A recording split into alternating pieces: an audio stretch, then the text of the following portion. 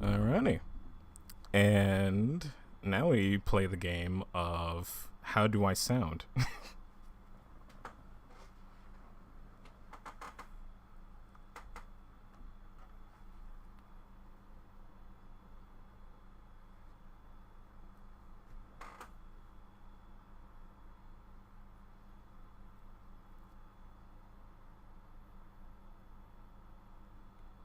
We schmoovin'.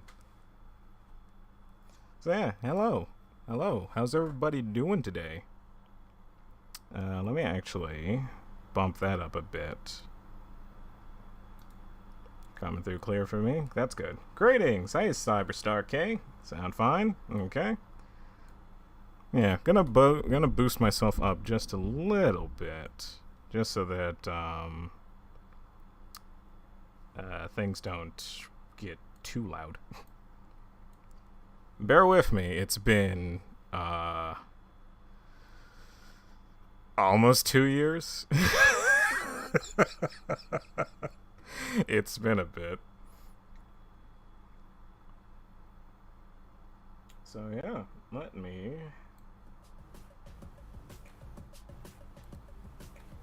shift over. Test. They've got captions and everything. Yeah, so we're gonna be reacting, I guess, to the Summer Game Fest, because E3's dead, but we're gonna have at least something to get through this summer with.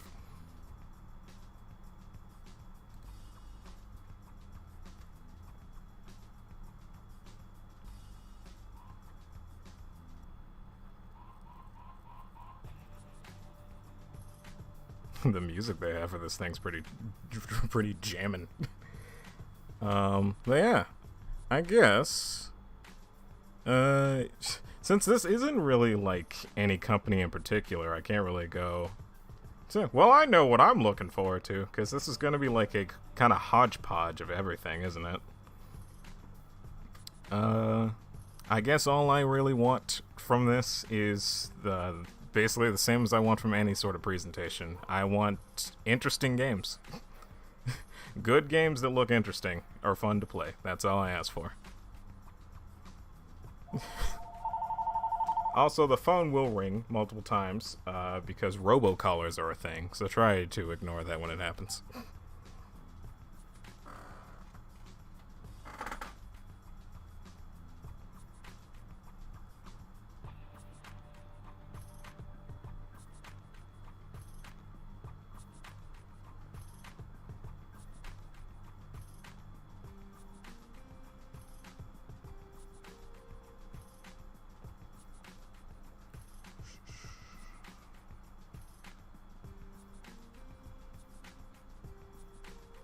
No, I do see they have Modern Warfare 2 in the title. Which, are we remaking that game? Like, really? Does that one really need to get remade? I mean, it was one of the good ones, but, like, I don't know if I want the current people that make these games to be remaking the good ones.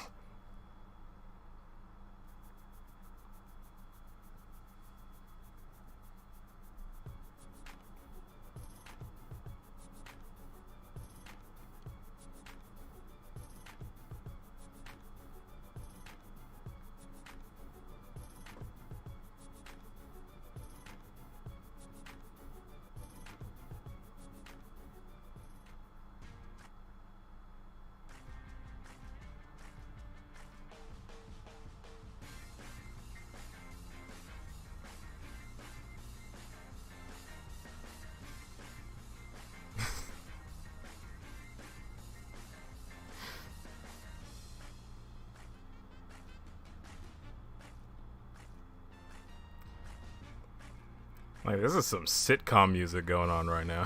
I think is this the sequel to the rebooted Modern Warfare? Right. God, this is getting weird. This is getting stupid and very silly. That we're getting remakes and reboots and sequels to the reboots, but not sequels to the remakes. Yeah, are video games so, like, easy to understand?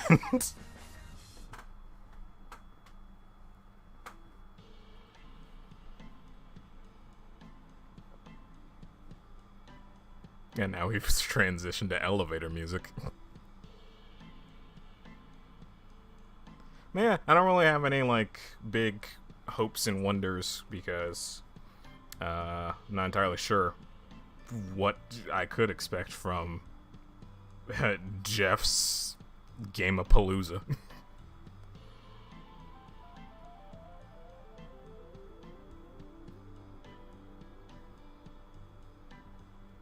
I guess in general, just as sort of like a primer for all the other, like, future stuff. When, like, Capcom announced their like stream a little bit ago, and I don't think we've gotten any information about this game, but whether it's in this one or in their own presentation, I would love to see Pragmata again. Which, for those of you who don't remember, Pragmata was the game they showed off back in 2020. It was the thing with the spaceman and the little girl, like, falling up into the sky of, like, this, like, metropolitan city, only to fly out of a hole in the sky and end up on the moon looking at Earth.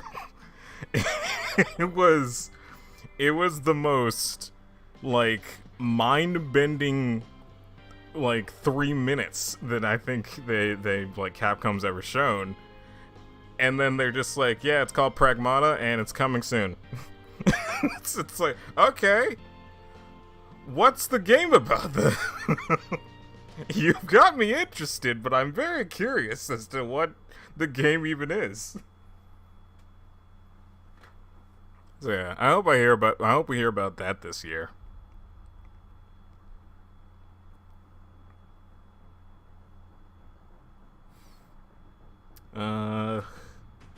I think the show that we're gonna be doing this again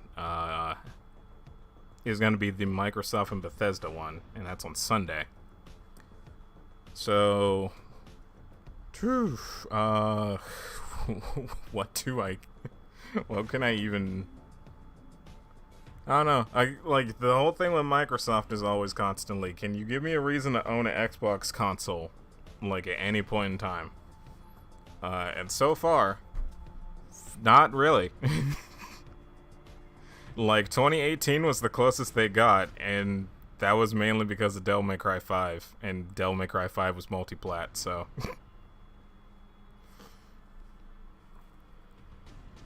I'm still looking for reasons to own an Xbox console that isn't, you know, gruff marine shooter bang bangs. Because I'm like, I don't mind first person shooters. I like them enough, but they're not my main source of video games. That just seems to be like what the Xbox's primary audience has been and always will be.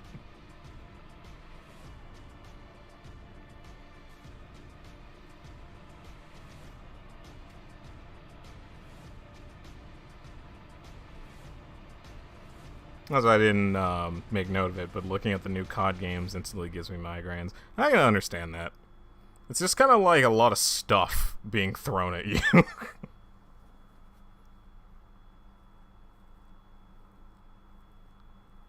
I remember when these games were like... My thing with the COD games is that it seems that over time they cared more about, like, how many more, like, crazy, insane moments they can throw at you, rather than telling, like, an actually engaging story.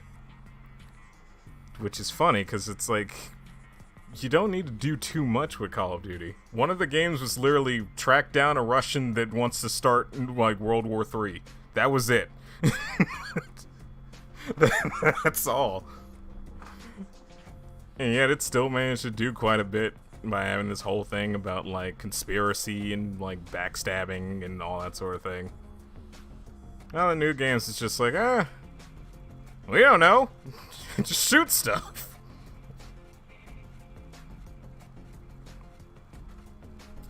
Alrighty. Less than a minute to go.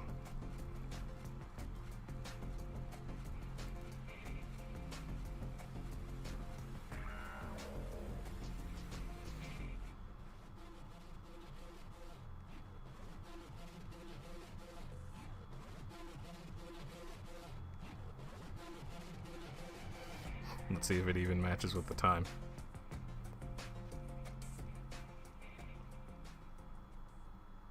Oh, right on time.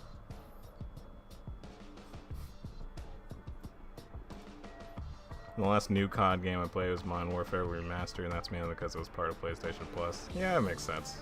You just get games for free, and you might as well try them out. And here we go! Hey, Geoff! Hello, everybody. I'm Geoff Keighley, and this is Summer Game Fest, a live showcase of what's next. Yeah, we're gonna turn off these captions if they're that far behind. Whether you're streaming from home or watching inside an IMAX theater, welcome to our showcase event. Oh god, this is being shown in theaters. We'll give you updates on the games you love, be joined by special developer guests, and yes, have surprises along the way. Who's here watching this from a theater while also watching my stream? Industry showcase. Whether you play on If you're doing that, my man, or my lady, however, whomever, you're living life right now. One community that simply loves the art of amazing video games. The biggest franchises in the industry are here, like Call of Duty. You'll get introduced to exciting new worlds, new teams, and will make room for small independent developers. my non-binary, yes. If you do this right, hopefully you'll discover a few new games to put on your wish list. And even if you don't get every announcement that you desire, let's face it, you're not going to get everything today, but we've got a lot of great stuff. So let's get started. Over 30 years ago, Capcom Street Fighter. Ooh, starting off with Street Fighter. Ever since, this legendary Japanese fighting game series has continued to evolve. Street Fighter 6 is coming in 2023, and right now, we're excited to officially confirm a character coming to the game and show you the exclusive first gameplay footage. Enjoy. Oh boy. World premiere.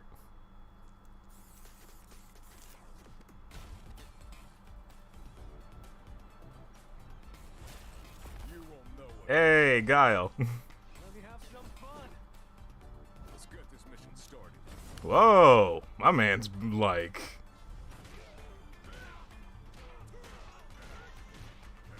My man went to the, like, the Jorts convention or something. This will be Yeah, jeans, overalls, and with no sleeves, of course.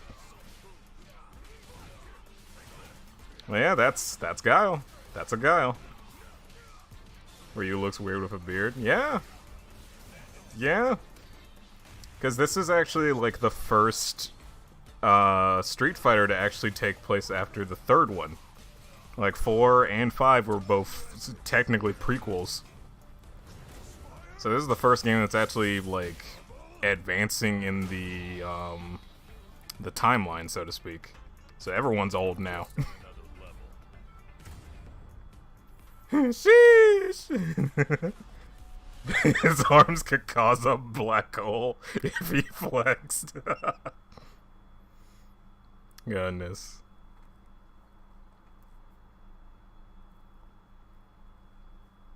It's all about the cone. All right, next it's time for a brand new game announcement here at Summer Game Fest. Check. The map does look cool. It's nice fighting on like a giant like gunship. 20th Century Fox? They make games? Sergeant Leo Alvarez of the CM-led Recon Squad. Our mission was to enter the Tantalus base, locate the comsec. Tell me more about the live esports commentary feature. I did hear about that. That's insane. For all the people who can't go to EVO, pretend you're at EVO at all times. Ray didn't make it. Releases of One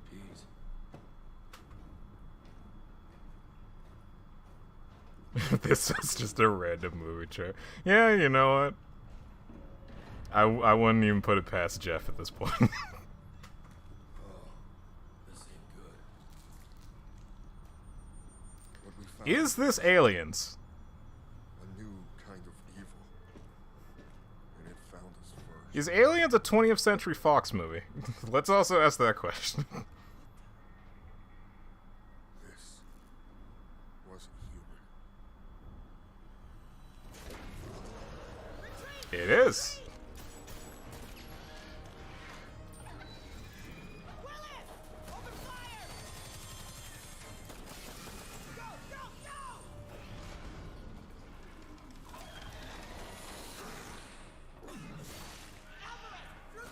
Wasn't there already like a an Aliens like cooperative wave-based game like a couple years ago?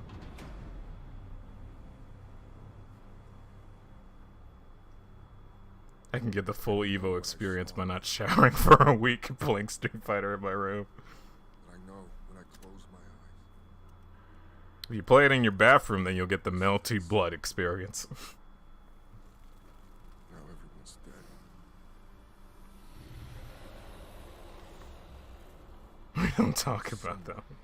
Alright, fair enough. I guess I didn't hear anything about it, I just remember it got announced. So if it flopped, then that's unfortunate. Dark Descent. Yeah, I know, oh, it's isometric? That's interesting. Yeah, I know there was the, oh god, what is it? That was Aliens Dark Descent, and it's coming in 2023 to I forget what console its and PC. subtitle was, but that's the Next, one that, 2 years ago at the Game it's Awards, like was really based off of one of the movies. And apparently it was like one of the really good ones. behind the Dead Space franchise. Today, It also came to Switch like last year. which is like very, very isolation. There we go. Thank you. Cut of the brand new trailer with a little more gore. Yeah, I heard that one was really good.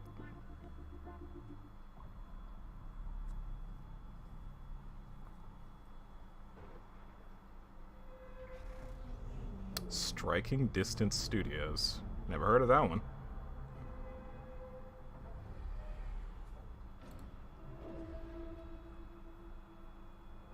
Take a look outside. Did you know that they call Callisto the Silence phone. I do not need your car insurance. just like you would have been if I hadn't fished you out of that rack. So whatever you're holding on to right there, that's your old life. You gotta let that go. Off-brand Dead Space? Your new life is entirely Jesus, alright. Yeah, okay, we're in that sort of vibe. I'm just trying to give you a chance at rebirth.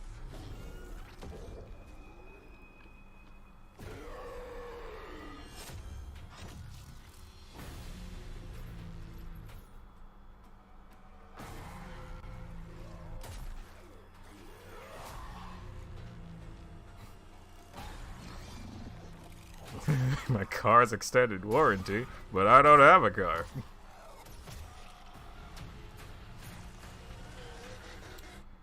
Oh. Just love that last part.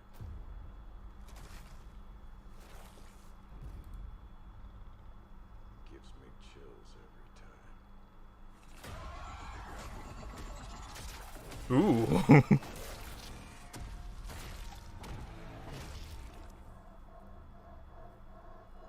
Man, if games have gone on, we've gotten more like blood and viscera just gets more gooey as as the generations keep going. Jesus. Everyone's like made out of fruit gushers in video games. It's ridiculous. Welcome to your new home. The Callisto Protocol. Okay. That's December. Okay. Spilling all the ragu. He's marinating in his own ragu. Schofield, striking distance, Glenn.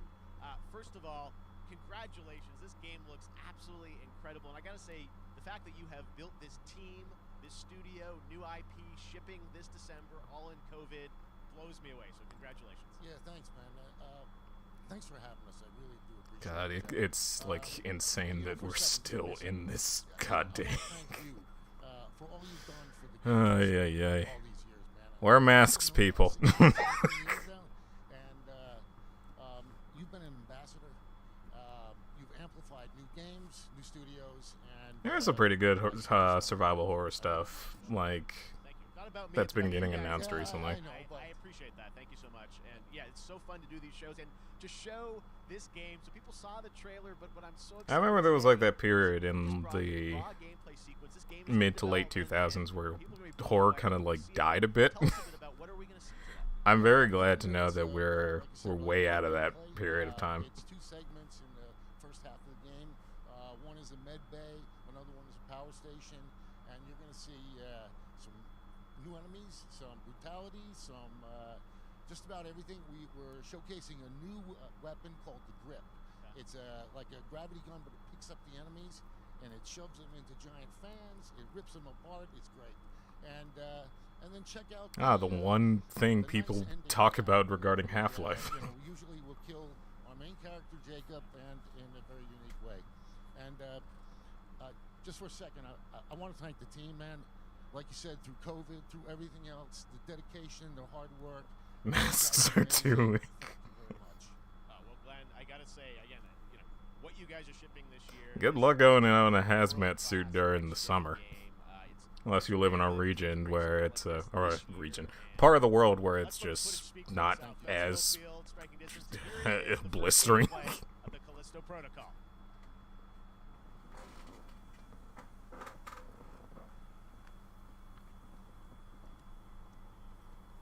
I actually am like Star, you bring up that this is a Dead Space like revitalization from like the OG teams, and it's like, yeah, you know what? I that probably should have like rang out to me immediately with the health bar on the neck, because that is primarily their thing.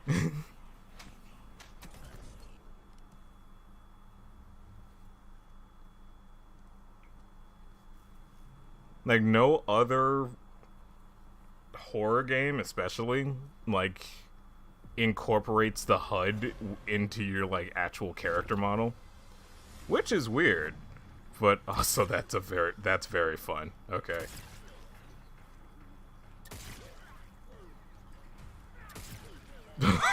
There's PUBG lore? I thought that game died. How is there lore for a game no one plays anymore?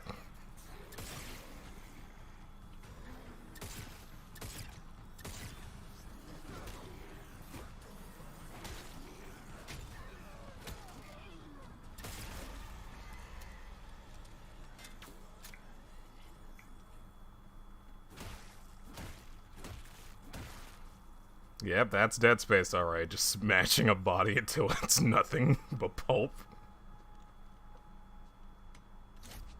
Apparently it's still played, just not in the States. Ah. That's how they get it. That's how they get their muns. Completely fall off the face of the earth in the United States. But somewhere else it's just like, it's like a national sport. That's so weird how, like, things work sometimes. Ooh, Acid Boy. Now that I think about it, that's pretty much how the Ice Age movies kept doing so well. Like, they'd barely made any money in the United States. But overseas, they made a killing. Which I saw at least up until the third one. They were good movies. I don't know that much else. Oh, dang. Oh, my man, you're... Oh.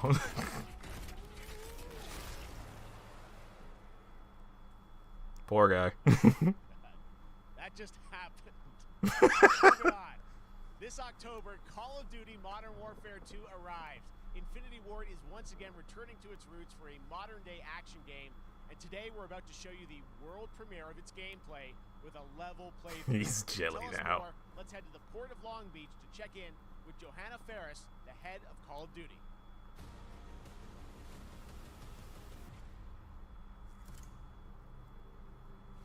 Hi everyone. In 2019, Thought it was Norman Reedus and the Funky Fetus too. And on October 28th, we usher in a new era. God, that's right. Kojima did announce that he's working on a, like... We are back. He's... Right, he is working on a survival horror game. Price, Gaz, Soap, Alejandro, and of course, Ghost. We needed a stage big enough to debut Call of Duty in a whole new way. Inspired by the world we're about to enter. Oil rigs, cargo ships, and staggering odds are just the beginning. Here is Modern Warfare 2. I mean, I liked Ghost. He was cool.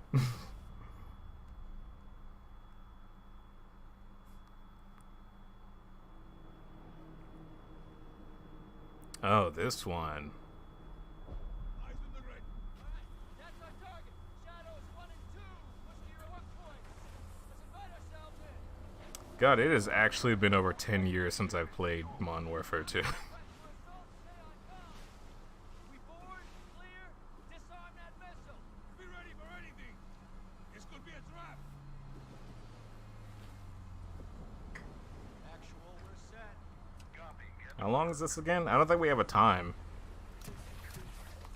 They're gonna bring him back just to do him dirty again. I hope not. Good hook.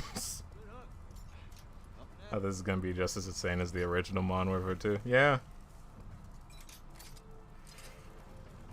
Like, these games used to be really good.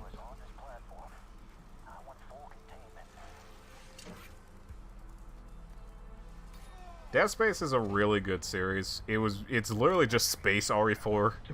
And RE4 was like, you know, the most amazing game.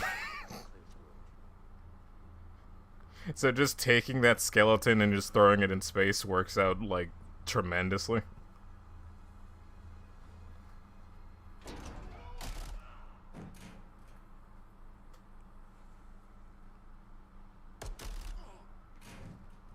Rim clear. Coming out. You gotta love these, like, presentation demos for Call of Duty games. That has, like, the cameraman being as slow and methodical as possible. No one plays the game like this.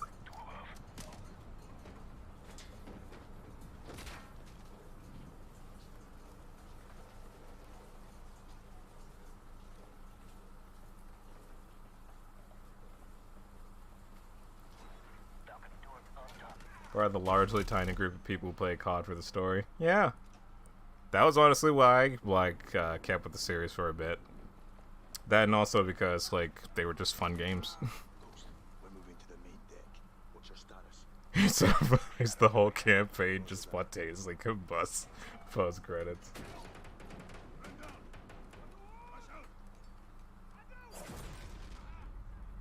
Yeah, I stopped playing Call of Duty around Black Ops 2. So I'm very, very far behind in any of these types of games, but after Modern Warfare 3 like had its conclusion and Black Ops 2's like zombies started getting like it's not as like bad as it is nowadays, I heard, but it was like the zombies in 2 was very much a step down from the original Black Ops. So I was just like, well, I'll come back to the series later. And then never ever came. Because I kept hearing about how the series was just like progressively getting worse. And even from like a friend of mine, he's like a really good fan of these games. He even mentioned it's like it doesn't even feel like the team behind these games even care about the things that they're making anymore, because originally like a lot of these games had like absurd detail in its guns, and according to him, like a lot of the guns nowadays are like somebody trying to Google how a gun operates and then not like reading all of it. Like he's really big on details like that. He cares way more about gun stuff than I like initially knew about. I've increasingly learned over time that gun history is just incredibly fascinating. Well, yeah, he's a real big stickler for gun stuff. Just hearing something as like foundational as the weapons that you use in every single Call of Duty doesn't even get the attention it needs anymore. It's like, yeah, alright. I guess this series is going down the tubes.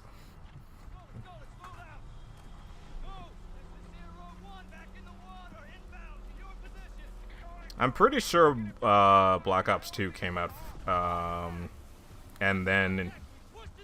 No, so Black Ops 2 came out after Modern Warfare 3, because the way that they always did them was that it was Modern Warfare, then Black Ops, then, you know, so on and so forth. Or, not Black Ops, but World at War, Modern Warfare 2, Black Ops, Modern Warfare 3, Black Ops 2.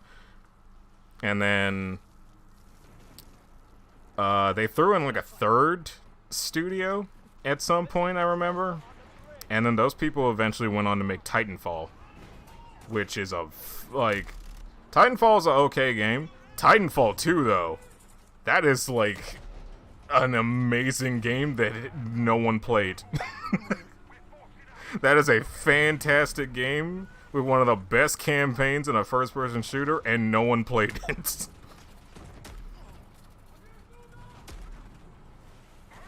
I almost want to do a video on that game in particular, because it's like Titanfall 2 got treated so poorly.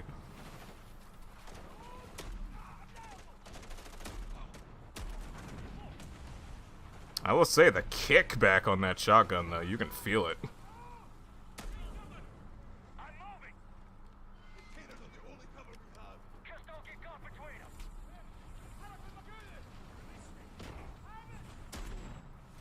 That's another fun thing that's just been getting better as console generations have been improving. It's how much oomph there is to shotgun shots.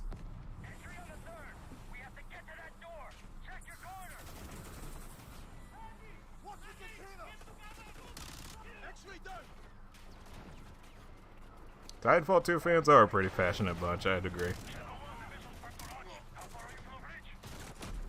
Yeah. Like, it almost reminds me of the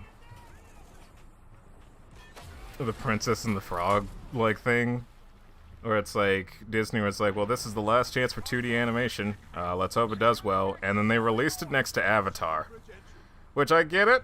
you know, they probably didn't think anybody would really care too much about that, but it's a James Cameron movie. Even if it wasn't that good, people were still gonna see it.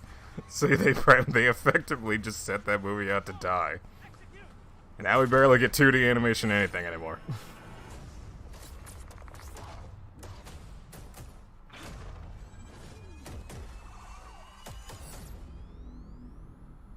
Pre-order now and get early access to the open beta. Nah, that's okay. That's what we're talking about. And joining us now, up from Long Beach, Johanna, great to see you. How's everything? It's great. Thanks. Great to have you with us, and also Geoff from Infinity Ward. So we saw the first gameplay. Thanks for that extended sequence. Looks incredible. Geoff, tell us a bit about that mission. Where is that set? Princess and the Frog really was So, good. First of all, we're really excited to welcome back Captain John Price and Gaz Garrick.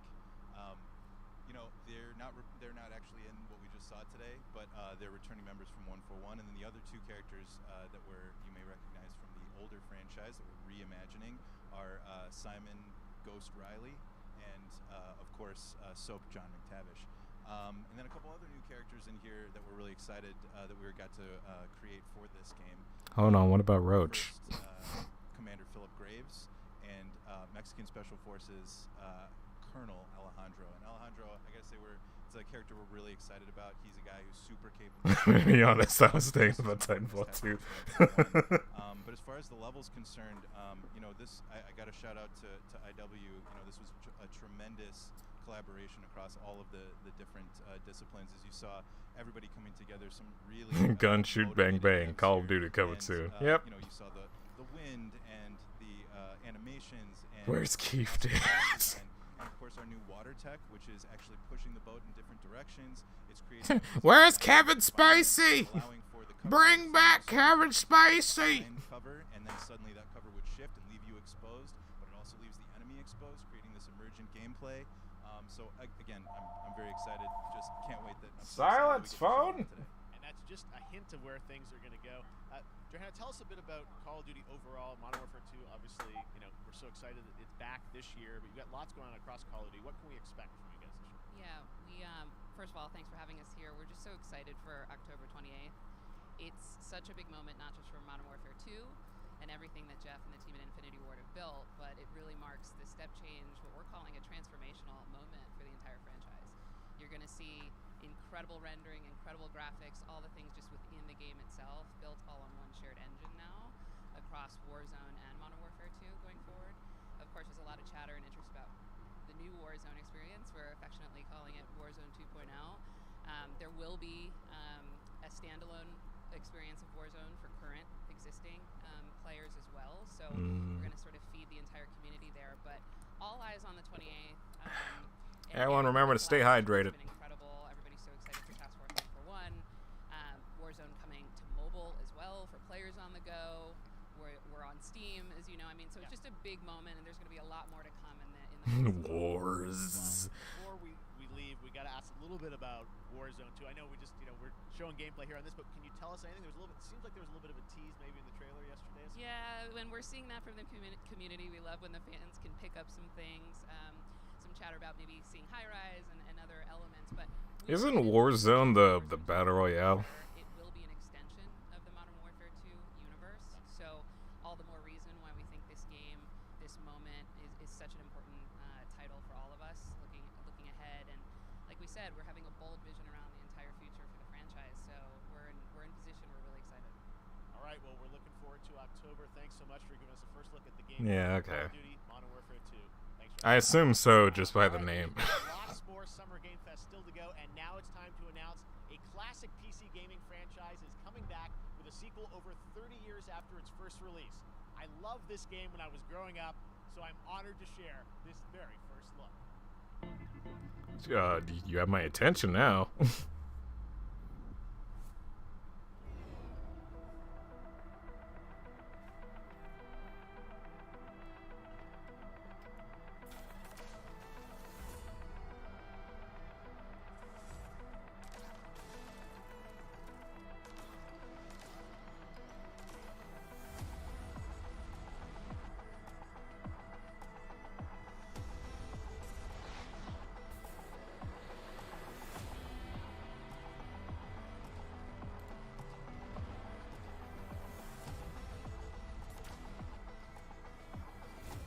trying to figure out what this is.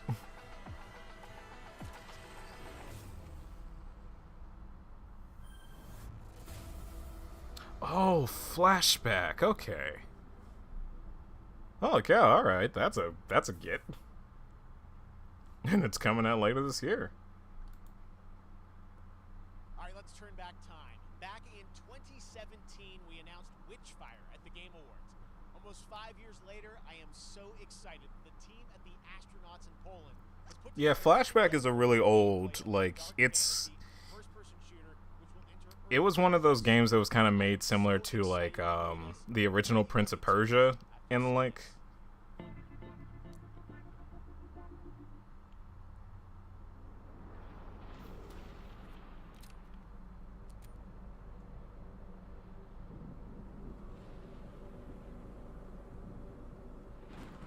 Tell us all about Flashback.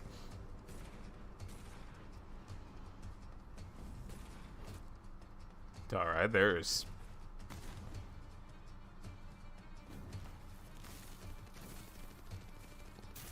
Okay.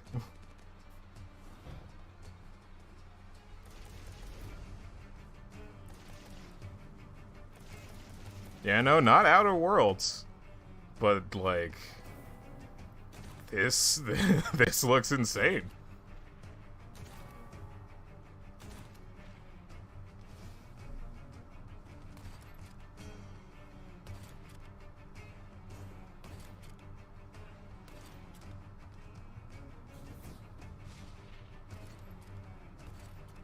Magical shooty bang bangs.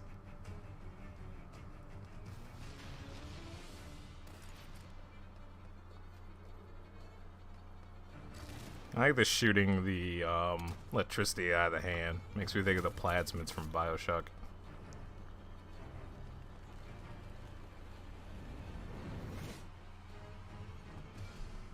Witchfire. What Harry should have been. Alright then. It's an Epic Games game though. Okay, next up comes an ambitious new game from a new independent studio in Europe, starring some very familiar names. Enjoy this world premiere new game announcement. American Hogwarts. Alright, Europe. Officer Taylor, Medlog 29. Today, I can't believe what I saw.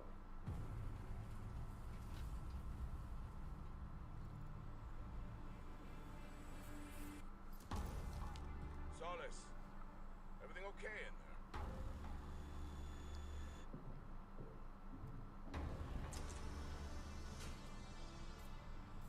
there? Sounds like a Troy Baker.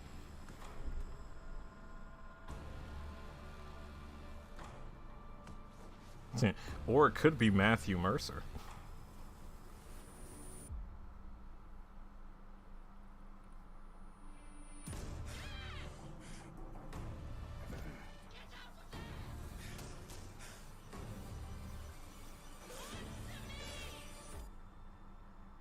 Something's going on here. And I need to find out what it is. Fort Solis. Yeah, it was Troy Baker. You know, you risky. Brand new, and look who it is. Troy and Roger in person. There he is! This is so fun, the fact that you're working on a game together. What a cool team up.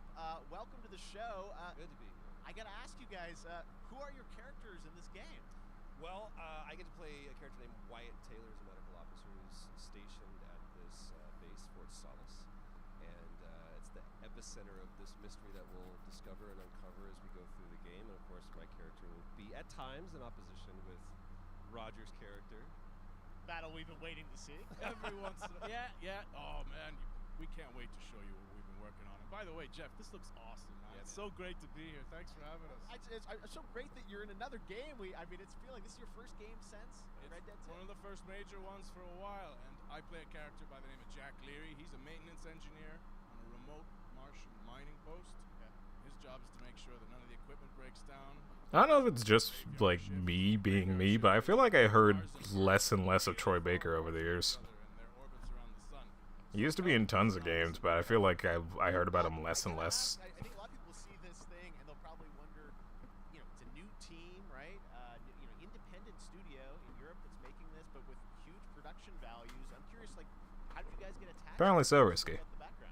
I haven't played any of the Red Dead, so I don't know. The most impactful year for games. It was the first. I mean, obviously we had this unprecedented event with the pandemic, and that forced the way that we looked at everything as a society, but also the way this industry functioned. But it was also brand new consoles. We had more tools that were being made available that were leveling the playing. He used to be Kanji, and then Matthew Mercer came in. And what's amazing is that and so, just like anybody else, I did not know the difference until somebody mentioned it to me. Said we'd like for you to consider being a part of this game, and he walked me through a very brief description of what the experience was going to be like. And at the very beginning, he said, we want this to feel it's a tight thriller. We want it to feel like Dead Space meets Duncan Jones' Moon. And I was like, sign me up. I'm into that, absolutely. And full like performance capture and everything. Yeah. Absolutely. New studio, brand new energy, and of course, I get to work with one of the best in the business. And me. I get the privilege Who's the of other getting to see this guy and watch him in action. I love to work. Yeah, but both Chie and Naoto's original VAs, like nobody could figure out who they were. Yeah, I guess I've seen some of the behind the scenes and the performance capture, Unreal Engine 5. I mean, it looks absolutely phenomenal. Can you give us a hint about the gameplay? Like, what are we going to do? Also, Naoto had like 4 VAs. I think she's the one that got changed the most. This is a game where you as the player, you're going to be exploring, you're going to be discovering. Like we said, it's a very tight thriller. So you're moving very fast-paced through this world. There'll be multiple locations, multiple ways for you to traverse, which we're excited to show you about. And then the narrative is a huge element to this. They didn't waste any resources on the performance for sure. I got to tell one quick story, if I can. It was one of our favorite moments. There is a lot of action in this game, and that was at the forefront of this. And to speak to the performance capture aspect, we brought in an incredible, I got to give him a shout out to Nathaniel, our stunt coordinator, who walked us through and really approached this in a completely different way than anything I've ever done before. He says, I want to know the story of this fight. And so Roger and I sat down, we said, these are who our characters are, and he goes, give me 1 hour and I will come back to you with the story of this fight. And after an hour, he comes to us and he goes, it was like a recovery program, it was 12 steps. And he walked us through this incredible fight, and about halfway through it, I started tuning him out, and I was like, hey man, I just want to let you know I've got no ego about this, but I can do a lot of things, but I can't do this. And he grabbed me by my shoulders and he says, oh, you can, you will, and it's going to be glorious. And we Yeah, your Lowenthal never left. A lot of trust, and it worked out. Yeah, I mean, we're excited. Big stunts. Yeah, I mean, this is so cool to see. It's an independent studio doing this, teaming up with you guys. We can't wait to see more. Troy, Roger, thanks for joining us here. Happy to be here. Thank you. All right, appreciate it very much, guys. All right, well, next up, keeping up with the space theme, it's time to world premiere a very exciting new game, which will feature a musical score by industry legend Mick Gordon. This one is going to grab you, and we are so honored to debut it. Unfortunately, I don't think I know who Mick Gordon is.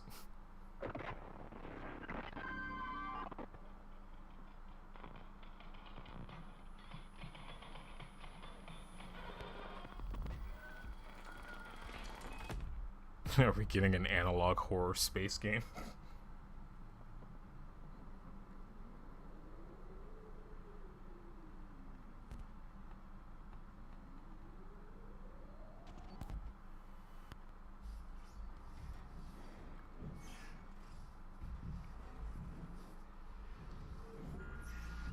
Oh, he made the Doom music. How do you do, fellow gamers? Hey, sup?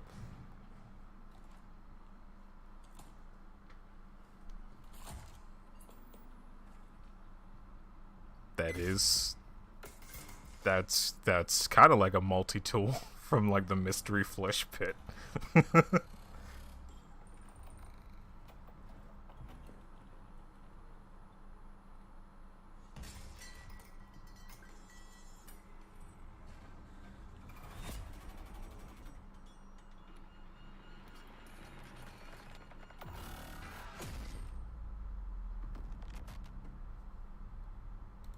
Routine.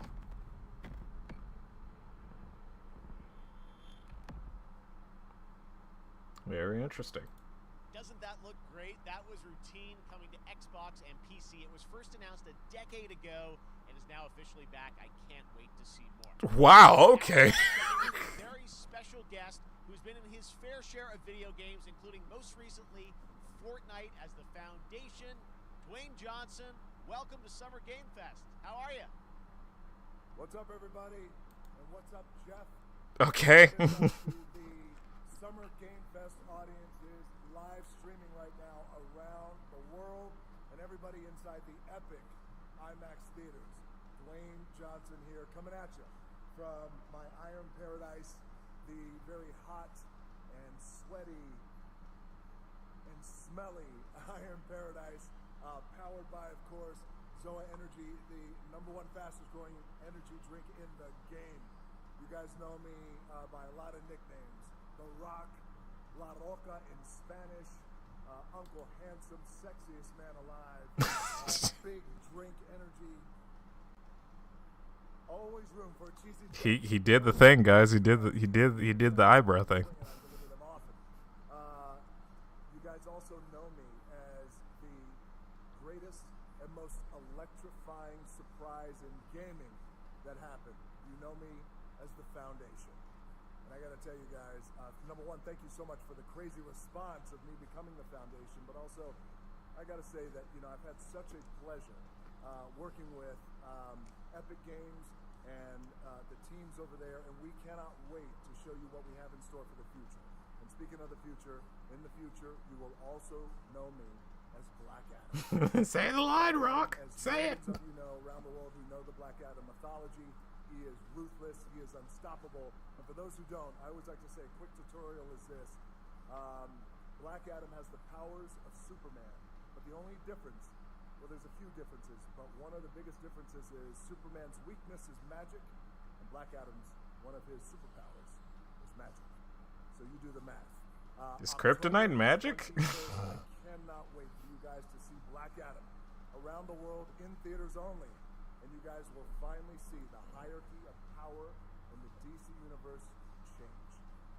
It has been an honor to become Black Adam, and it is a role that's in my DNA and that I was born to play. I was born to play the Man in Black, and I'm honored to show it to you guys on October 21st. So until then, Might as well be. Fair enough. stay healthy, stay safe, stay focused, keep having fun. kick Buy it. my drinks. Enjoy your gaming, and I'll see you down the road. Hashtag ad. This is Black Adam. Yeah, I'll drink some water. Hydrate. What have your powers ever given to you? Nothing but heartache. I was a slave until I died. Then I was reborn a god.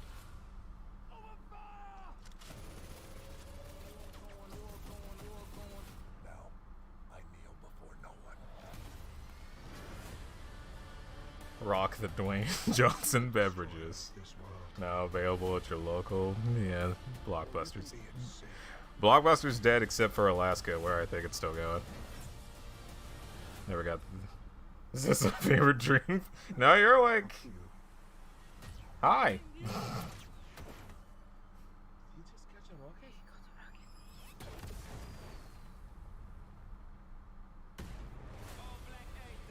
Alright then.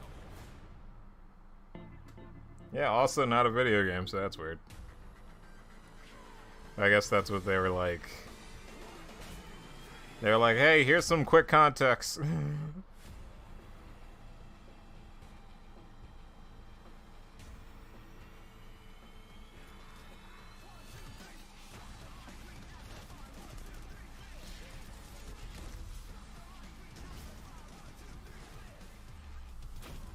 I also like the Executioner from RE5.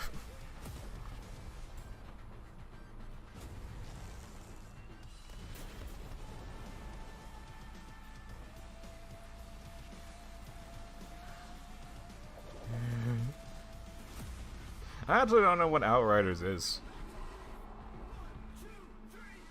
Ben, I'm a little out of the loop in this field.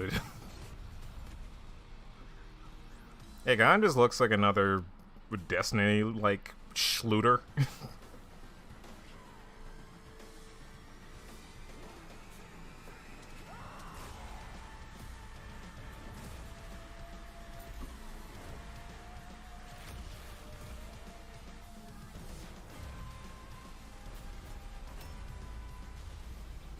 Was that just the Cinema Sins ding?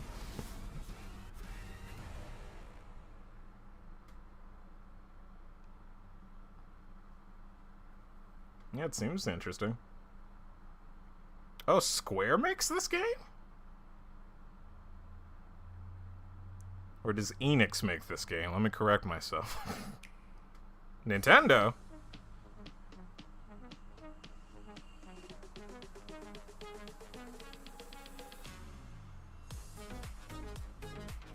Eh. Oh god, the Cuphead DLC's on the same day? Ooh. God, I can't believe I have a month for that game. Nintendo's just like, you want to see more, you come to our presentation. We're not unveiling anything here. Oh, hey, Fall Guys. Never played this game, but I know a lot of people enjoy it.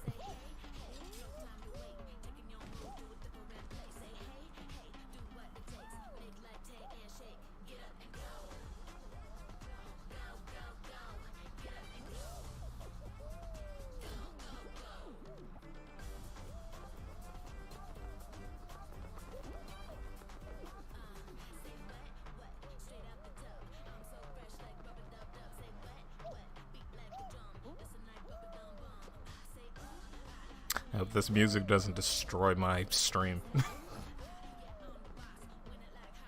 This sounds like licensed music.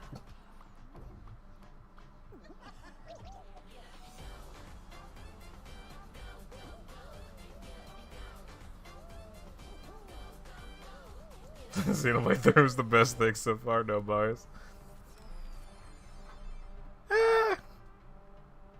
Like the Dead Space game was pretty cool. Courage and Ray in that Fall Guys piece, and you can play and download Fall Guys for free starting June 21st across all platforms, including Nintendo Switch, Xbox, PC, and PlayStation. All right, back to another new game announcement. We're going to announce a brand new game and universe from a new team of legendary developers. Check this out. World premiere. I think I know that name. I probably don't, but I feel like I do.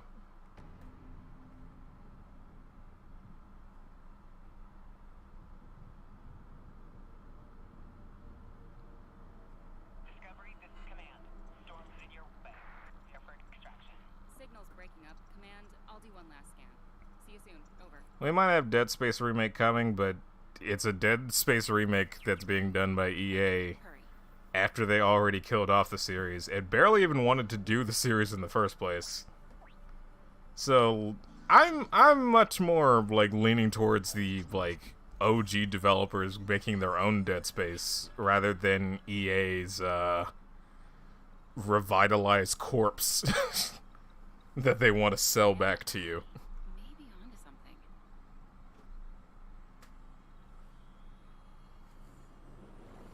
I heard about the pre-orders thing.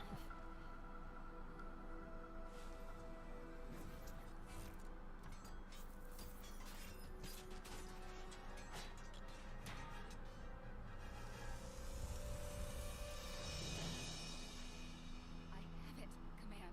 Repeat, I have it. Mission accomplished. The Fire Emblem.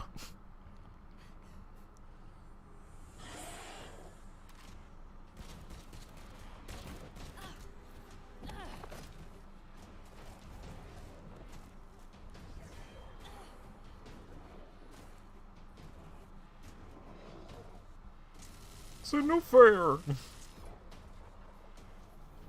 Hang tight, Doc. I've got this.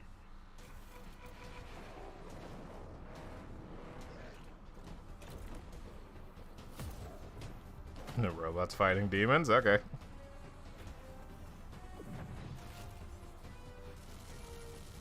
You want a new Fire Emblem? Well, technically you're getting one. Getting one real soon.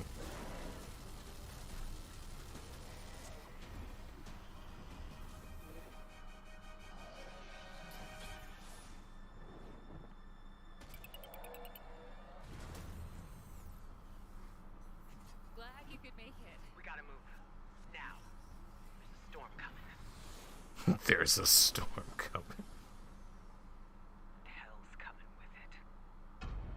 Stormgate. What if I don't want to attend Hogwarts School of Warfare and Emblem Blazing? Then you wait like a year for them to announce the next Fire Emblem.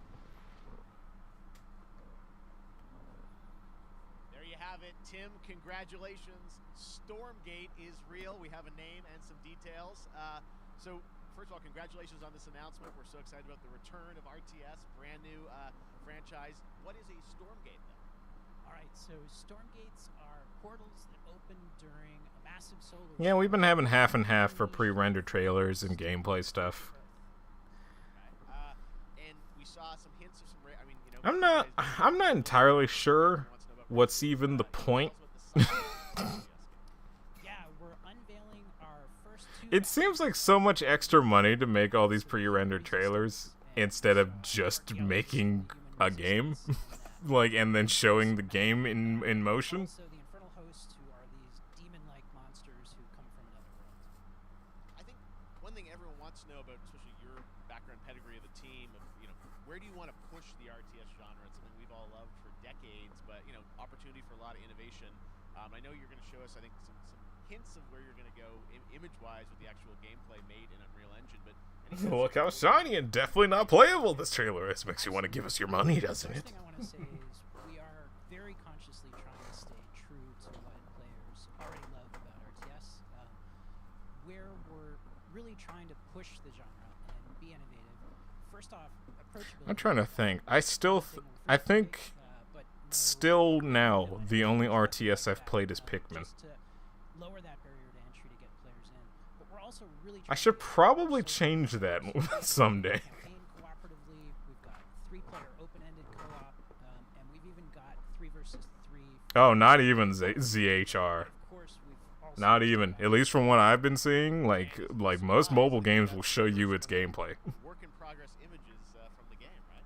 Yeah, these are still very much being worked on, but some shots of actual assets that we're building in Unreal Engine 5. Wow, well, I love it. And at 2023, you said for the beta, so people can sign up now, get ready, and I'm just so thrilled that there is a brand new RTS franchise coming from you guys and your I don't know, just any type of RTS that's fun. team, Frost Giant. Because again, I enjoyed Pikmin. Giving us your announcement today on Summer Game. So any other So much for having us here. Really. Awesome. any other RTS that's like, hey, Eye out for it. Now it's time for another do some game things. announcement that I'm excited to share with you. High Water. Check this one out. And care for the people that you're constructing and sending off to battle. Good morning, High Water dwellers. High Water Pirate Radio keeping you in the know with our flow. Alphaville authorities continue to deny false rumors that Alphaville elites are planning to evacuate to Mars. True or not, the one thing we can't deny is that the world ended on a sunny day. Okay.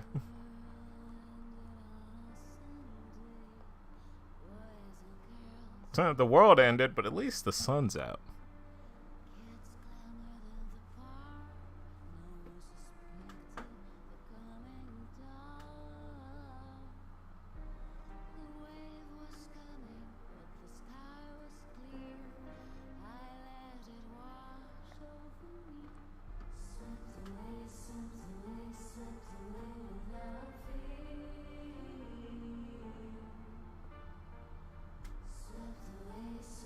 I forgot Halo does have RTS spin-offs.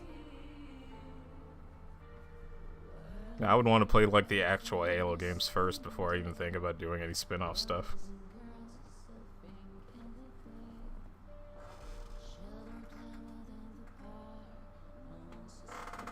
High Water.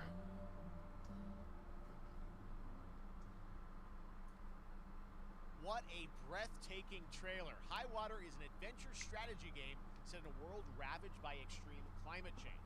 Now, speaking of the world around us, the conflict in Ukraine is That one's too real, Geoff. mind, and it's impacted the development of games, including Replaced from Sad Cat Studios, a Belarusian studio with devs from Belarus and Ukraine.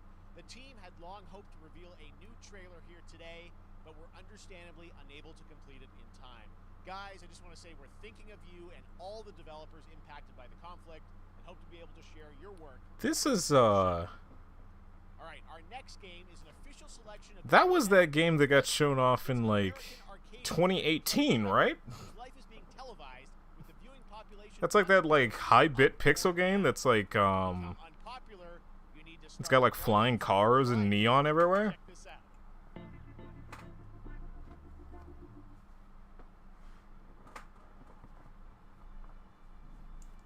Picture a city where technology and science go hand in hand with fun and entertainment. Grandfather Elijah Walton had a dream to build the city of tomorrow. That dream. That's too close. And that city Elijah Walter. Don't think of any other Elijahs with us. We have a W in their other name.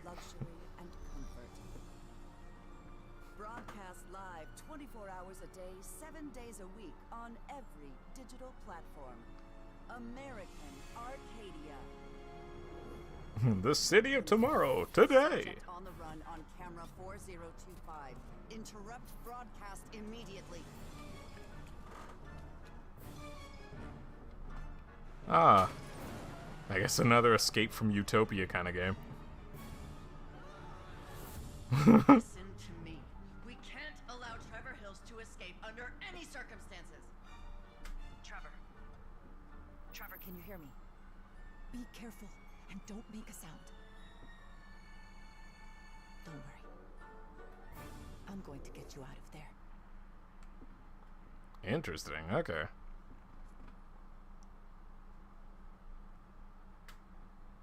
Apparently we've made it to the beach. Next up is a sequel we've all been anticipating for a long time. There's Trouble in Paradise. Whatcha. I do remember We Happy Few, and then I heard that it dropped the ball.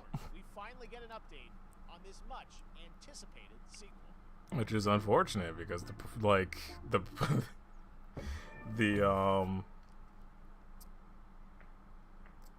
the setup for the game is really good.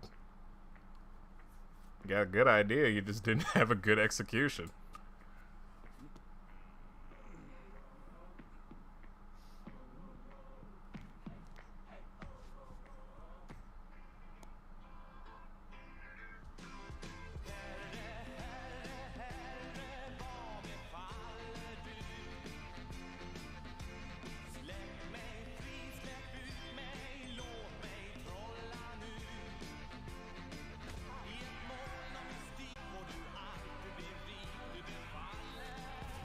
Oh.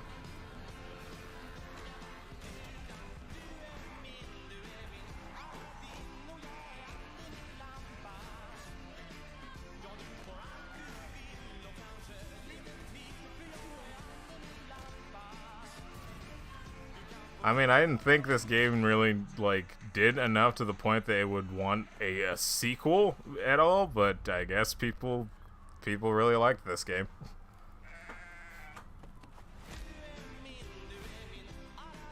Three? Was there not a 2? There you have it. That was Goat Simulator 3, and it's coming later this year to the Epic Games Store. Now, last year, Marvel and 2K announced Marvel's Midnight Suns, a tactical RPG from Firaxis Games, the studio behind XCOM and Civilizations. Heroes from the Avengers and I mean, I can appreciate a joke where like they were just like, oh, the game was so good we had to skip 2. I'm legitimately confused now. Was there actually a 2 and I missed it?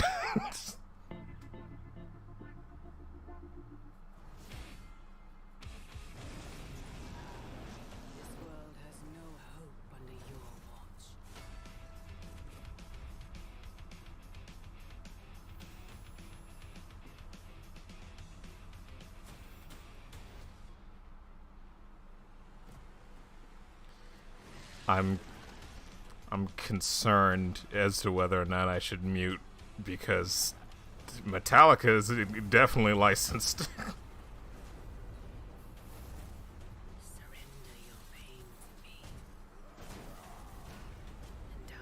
I hope it's fine. Susan, please don't destroy my stream.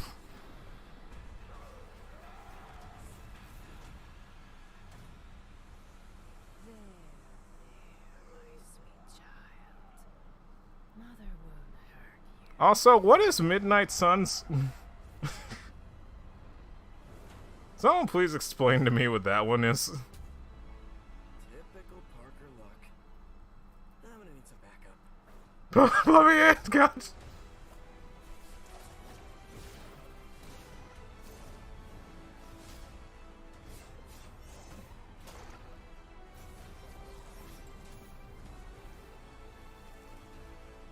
It's an XCOM type game? Okay.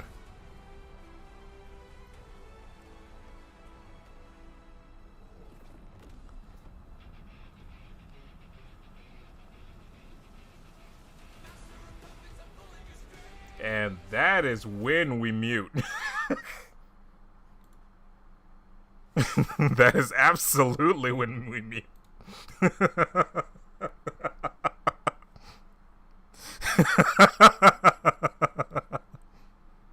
Wowza.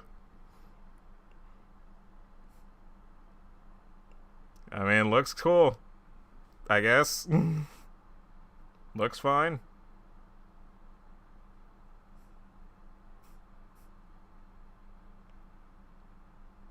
XCOM games are kind of too hard for me, though. I'm.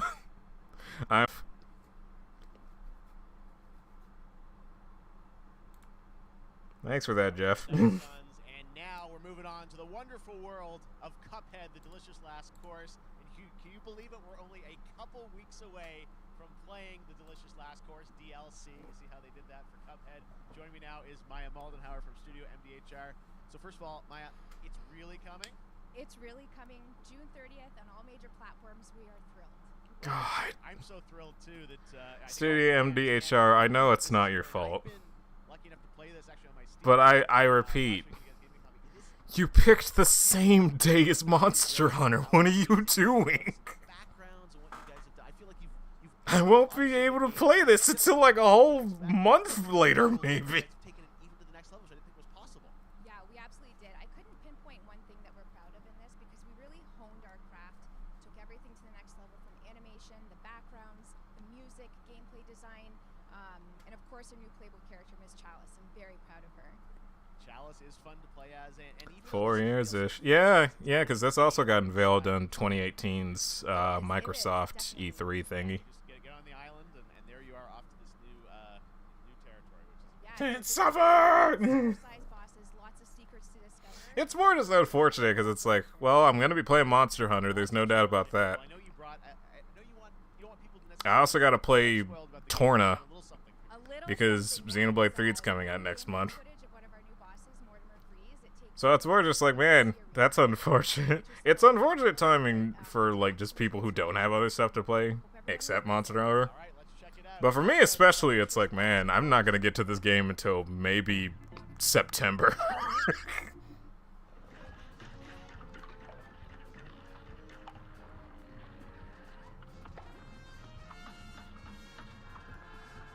Yeah, Horizon. Goddamn, coming out like a week before Breath of the Wild. I haven't even bought Torna yet. Well, I've at least had it for like the longest time. I just like haven't ended up playing it. I was like, yep, this is more Cuphead. I enjoy the fact that they made it so that you can actually go through the original campaign with Miss Chalice.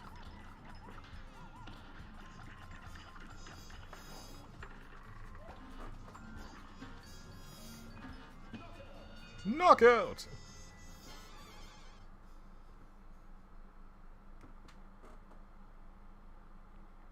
Oh god, the Horizon sequel came out a week before Elden Ring? Jesus! That poor studio. Show and game announcements. It streams at 10 a.m. Pacific, 1 p.m. Eastern. And that's not all. There's more Summer Game Fest all weekend long. Coming up next is the Day of the Devs Indie Showcase with I Am 8-Bit and Double Fine, then Devolver's Marketing Countdown to Marketing. Tomorrow after Geek Week, there is the Epic Game Store Showcase at 11 a.m. Pacific, 2 p.m. Eastern with news on Rocket League and the Tribeca Games Showcase. And Sunday, Don't miss the Xbox and Bethesda Game Showcase with a look at the future of Xbox and Game Pass. Now we have some exciting news for Nintendo Switch and PC fans. Neon White, a game where you play an assassin from hell who slays demons for the chance to ascend to heaven. Yes, I wanted to see more stuff about this game. Explain to me what this game is.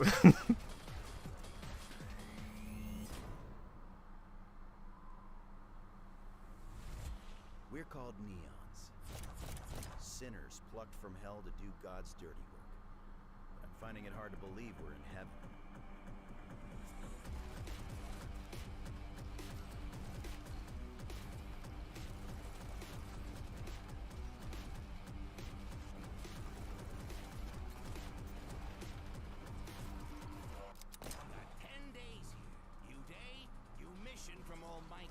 I think you can win me over by showering me with gifts.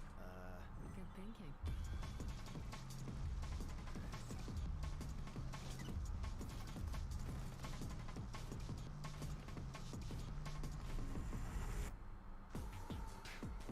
Oh my.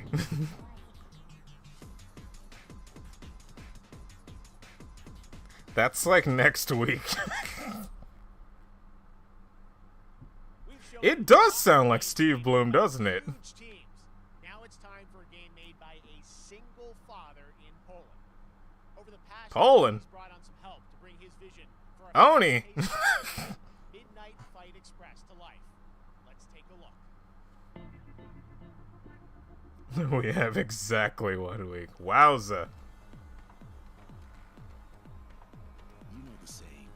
Get knocked down, get up again, that whole spiel. Well, it's time, partner. But Oni. To rise up. Together. Ooh. This one looks neat.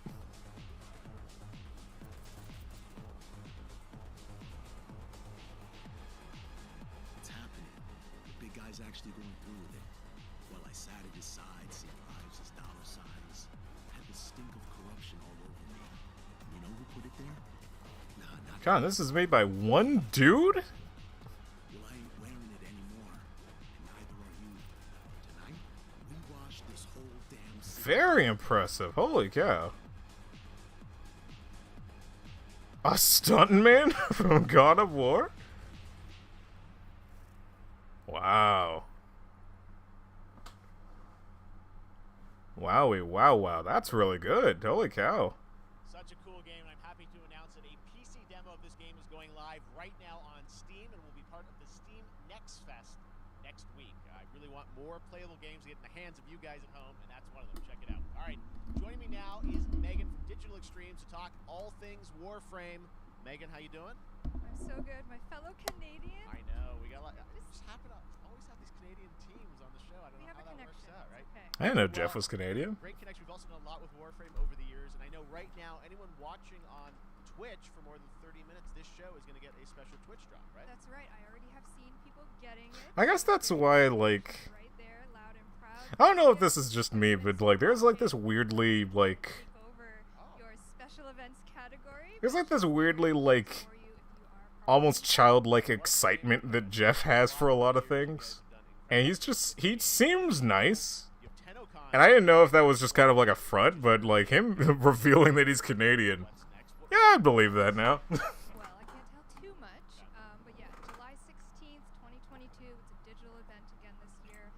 Today, actually, we just launched the digital items for it, so you can get some in-game goodies, some really cool He's perpetually excited by things.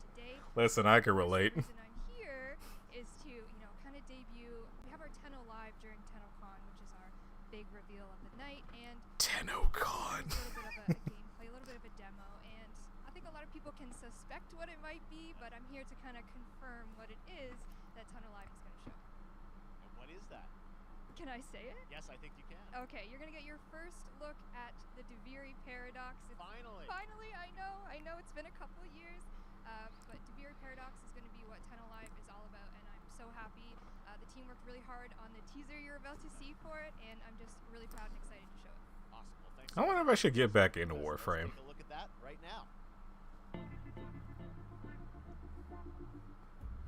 My child. Cruise and Blast is really good, yes. You could drive sharks, you could drive a UFO.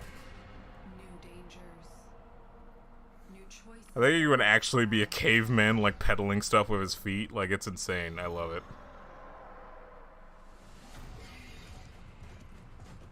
Also, of course, the theme song's fantastic. For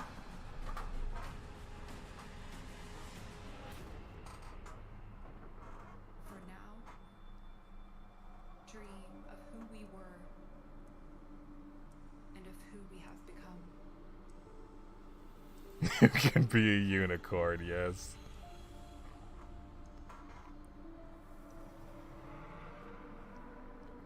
Ten alive.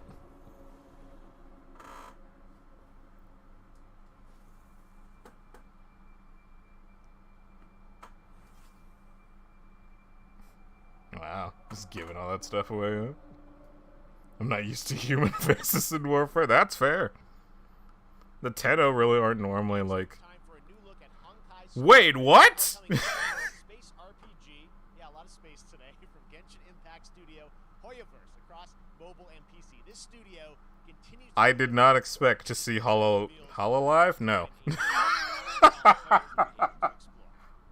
That would be even more surprising.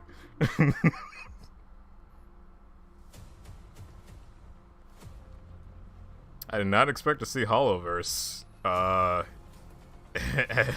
a presentation. Listen, you are in a daze right now. I also don't like their name change. I liked Mahoyo way better. It's Hololive now. You can't go back. I mean, like, this game looks neat. The problem is that I'll have to, like, see if it ends up having the same issue as Genshin Impact. Because even though Genshin was a great game, like, it very much ran out of steam after, like, the first 2 months. Like, what eventually became, like, a big explorative type of game eventually just shifted into a game where you were just fighting in dungeons, like fighting the same enemies over and over again in dungeons to get materials so that you can get stronger and like get materials faster to get more. Like, it was such a very like absurd like just loop, and it happened way too quick, and there was just nothing else to do in that game but just fight the same things over and over just to get more artifacts and all the like. And that's not all for Hoyoverse. Today I'm excited to introduce Right, they got 2 games coming. their next major new IP. It's a futuristic urban action game. I have to say I'm blown away by what I've seen so far. It was announced a couple weeks ago, and it has the detail of Genshin Impact with a fast-paced action style.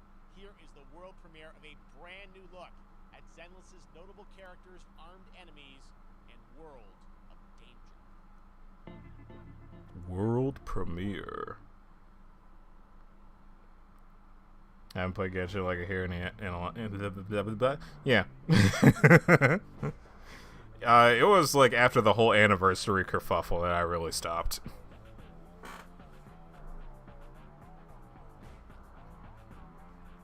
Like, I popped in every now and again just to do extra stuff and, like, try and get some characters.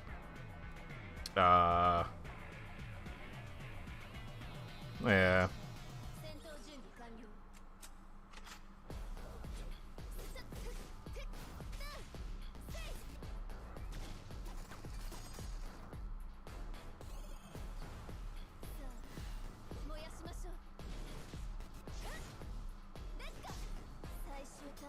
Oh, looks neat. I just can't get over the fact that it's like... From what I'm hearing, like, content really slowed down in Genshin, especially recently. And it's like, they're making a new Honkai game, And then they announced this like a month or so ago. It honestly makes me wonder, is Genshin even a thing on their radar anymore?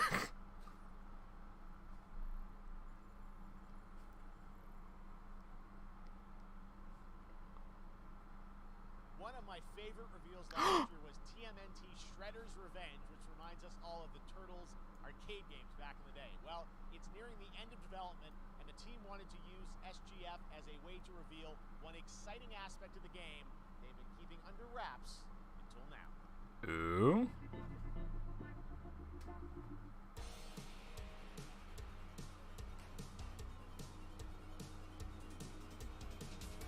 Hey, Casey.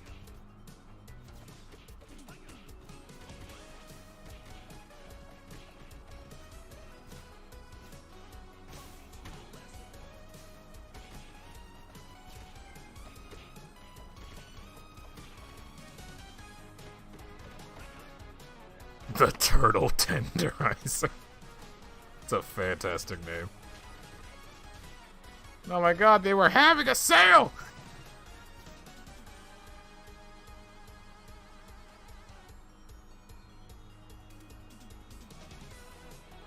Oh my goodness.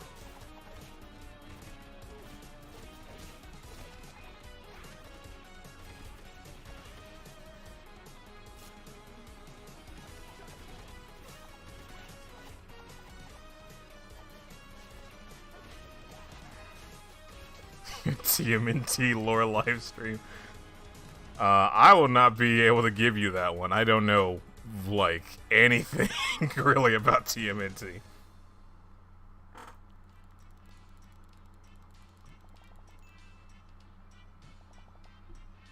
Oh my, come on!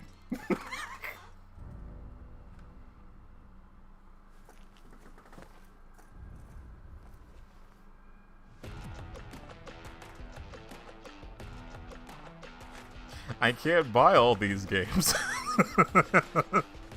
we're now just we're now just approaching the problem that it's like I can't buy all these games.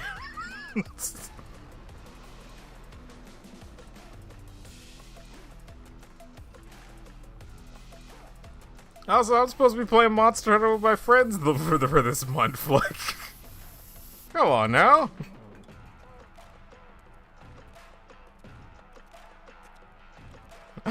Save for down payment on a house.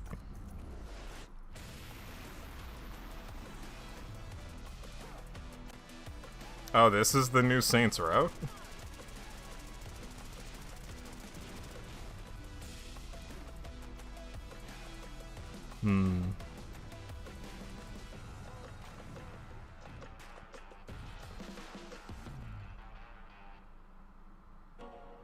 No, it's not. It's something else.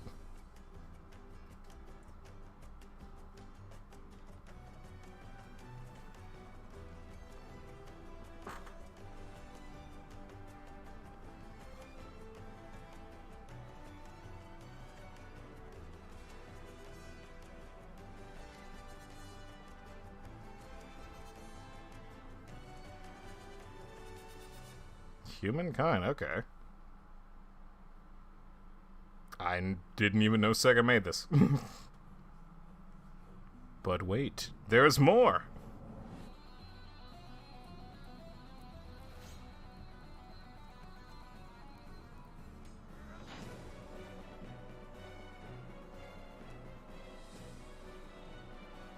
Nice Hall on the Mountain King, I love this song.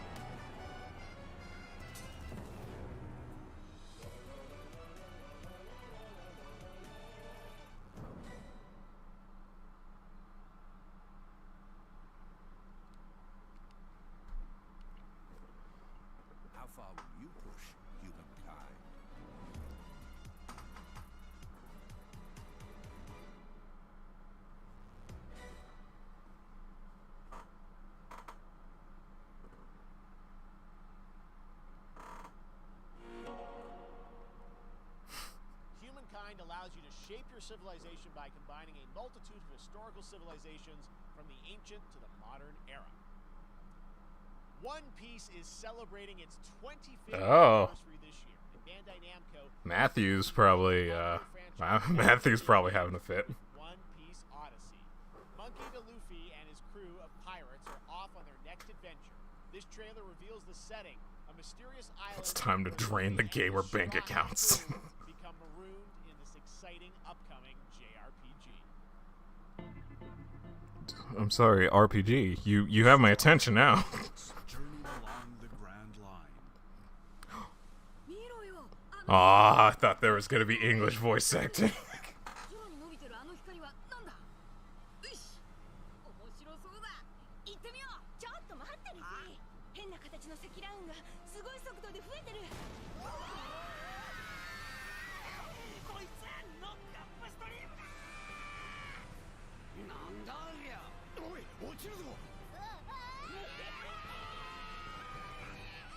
任せろフードバースター Yeah, I posted about that. I guess I didn't post it in TCC, but yeah, One Piece is almost at its last arc now.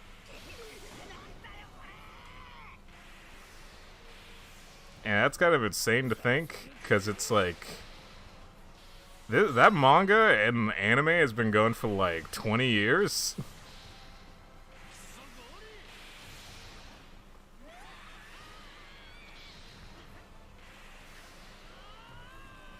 So I'm sure it's going to be incredibly weird for like Shonen Jump fans when there is like it's just not there anymore.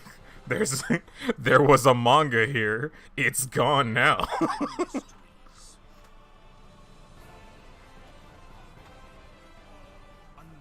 the adventure that awaits.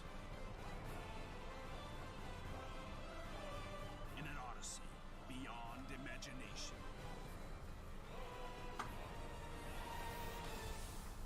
One Piece Odyssey. The pages are just blank.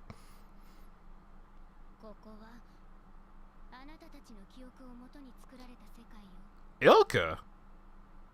The people that did the Pokemon remakes are working on this game as well. From Atlas launches, and we've got your first listen to the English voice cast with this quick new look. Hey! Soul Hackers 2.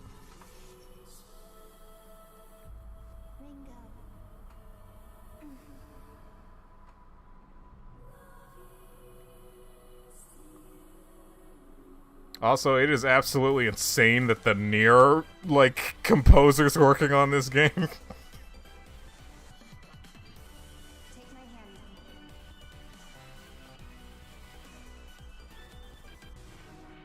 You get one more chance to make things right.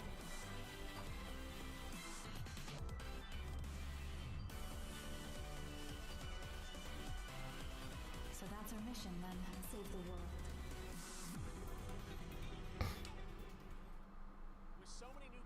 I've not seen a lot of promotional material. Yeah, Atlas doesn't really advertise their games. NerdWallet can help you find the smartest credit card to reward your gaming purchases at nerdwallet.com. Hey, we're showing you all these games that you could be buying with this new promotion, NerdWallet. Soul Hackers is in fact SMT, yes. SMT Soul Hackers is on 3DS as well. You're gonna end up getting that before the store gets down if you care. Or you can get it by other means.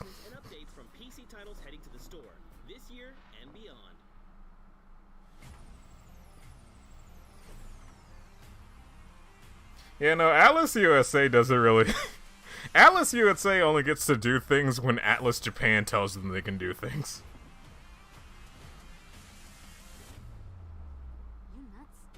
Oh, on purpose. Fair enough. I was just saying that Atlas USA hasn't been doing anything with Soul Hackers 2. Like, any information that has even been coming out about Soul Hackers 2 has only been on the JP side, and I haven't been watching any of that stuff. Because, to be fair, it's an SMT game. I'm going to get it regardless. So I don't really need to see trailers and all that sort of thing. Yeah, it is very nice that it's here.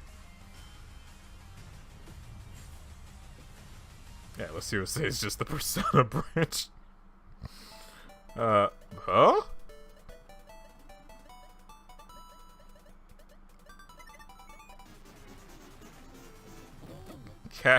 Capcom. Capcom, what are you doing?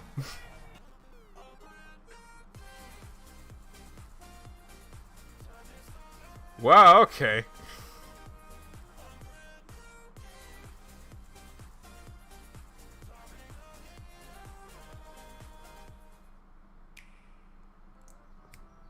Hey, the strikers. Jesus. Just smacks him right in the face. Soccer-ish sport. Chaos reigns supreme. So prepare to do whatever it takes to claim victory. So much fun. Waluigi has the rose again. Only on Nintendo Switch. Game rated everyone 10. That's coming out tomorrow. Wow.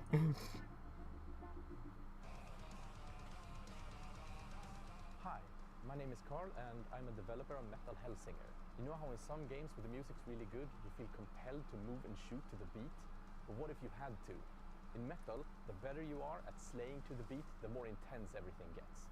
And we have vocal performances from legendary artists like Serge Tankian from System of a Down, so while headbanging isn't mandatory, we do recommend it. Our demo is live now on Steam, Xbox and PlayStation platforms, so go check it out and slay to the beat. Interesting, okay.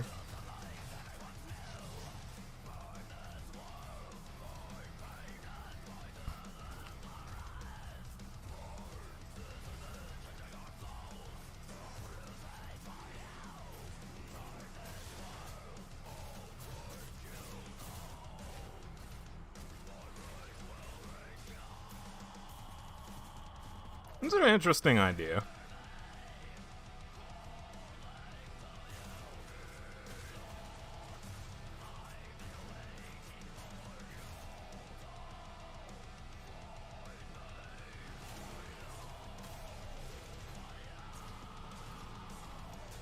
This is the first I'm hearing of this game.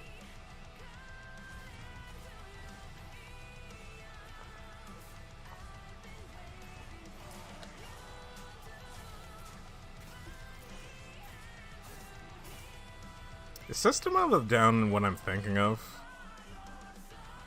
Is that like the wake up, why'd you put the keys up on the table, people?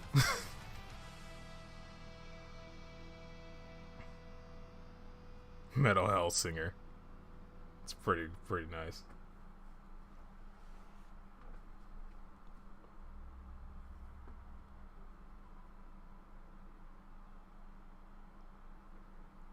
World premiere. Metal Hellsinger coming later this year from Funcom, a rhythm shooter with metal music. And right now, as I mentioned, a demo has launched on PC, Xbox, and PlayStation. Matthew might get a kick out of that. Next up, a new game launches tomorrow, The Quarry from Supermassive Games. This spiritual successor to Until Dawn stars David Arquette and an all-star cast. It's getting great reviews, and this is one of those binge-worthy teen horror entertainment experiences where your every choice shapes your story and determines who lives and who dies at a camp in upstate New York. Here's the first look at the launch trailer. Family is the most important thing in the world. If your whole family, you know, like every bullet per minute down the bottom of a well, and they're all just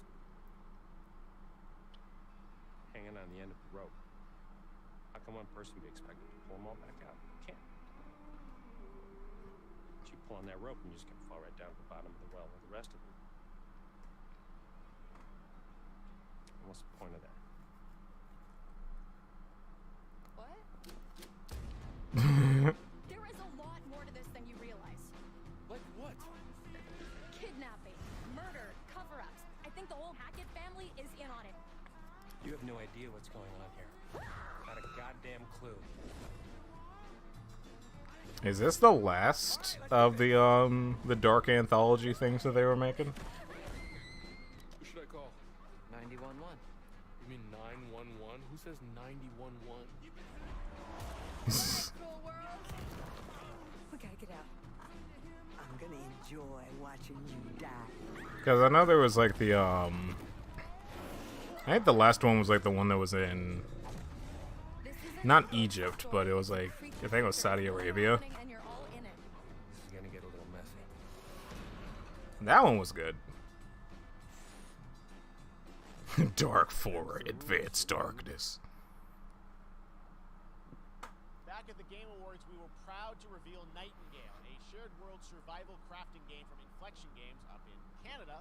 Now it's time to give you a brand new look and deeper look at the game, including its innovative realm card system that lets you impact things like the weather pattern, resources, and challenges in this procedural realms. Here is your exclusive new look. Procedurally generated?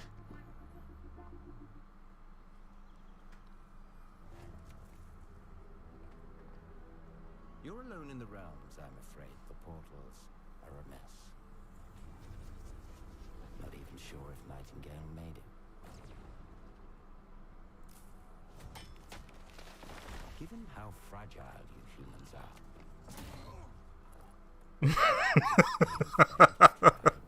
rested should be your priority.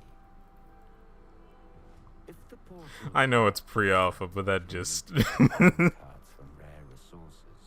that was so Jake. Once you have realm cards, you can activate the portal. Beware them. Foul things lurk in the interrealmic void. Ah, yes, No Man's Sky. I keep hearing that game got better. I never looked into what exactly, like, changed with it, though.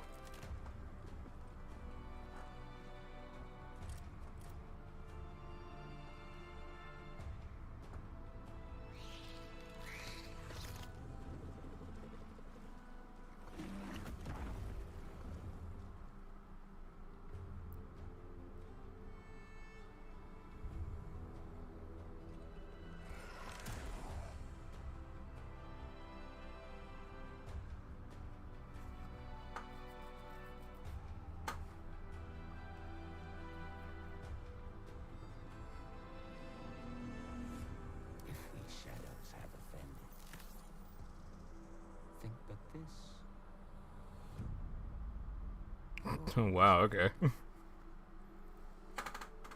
Yeah, looks like it'll be an interesting survival game.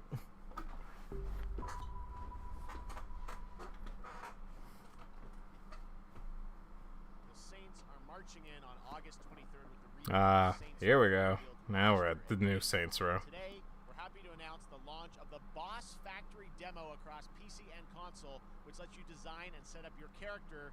And since it's Saints Row, you guys are going to have a lot of fun with this one. Check it out. World premiere. You gotta do something to capture people's attention. So what do we build next?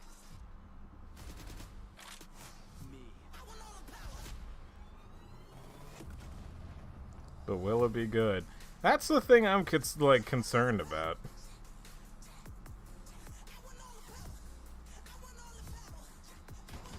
We are so good at this.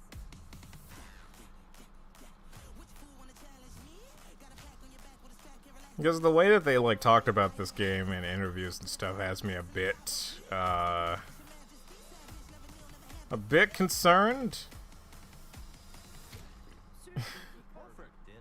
Bit concerned, cautious. Because when they say it's like, oh, the old Saints Row games, they were only for their time, you know. We're much more mature now. We have to make games for this decade, and it's like, what?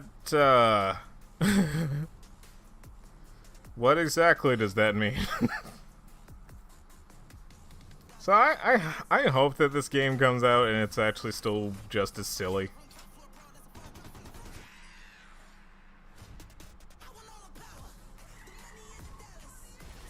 It looks like they do have a bit goofy things in there, but I wonder if it's gonna be a case of it's like, yeah, you could be goofy outside of the main story, but the main story is gonna be like a true crime drama.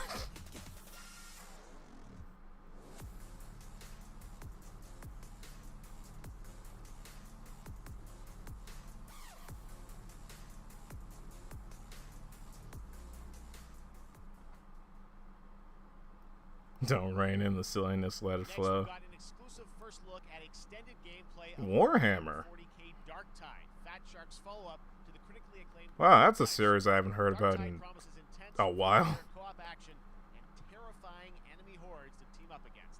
And it's out on September 13th for PC, on Steam, and exclusively on console on Xbox.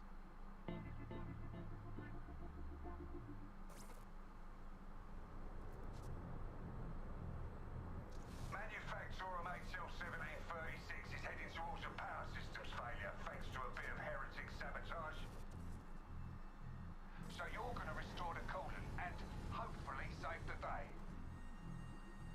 Get in, access the operations array, and use the cryonic rods to flush the system.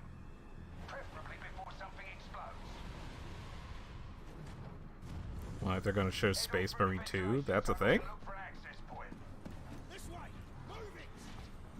No, that's a thing that's been announced earlier?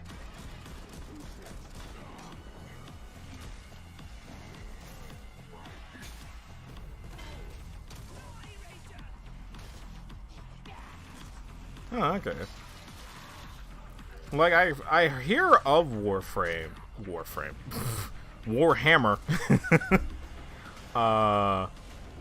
But I've never played any of the games. They looked, like, very interesting, though.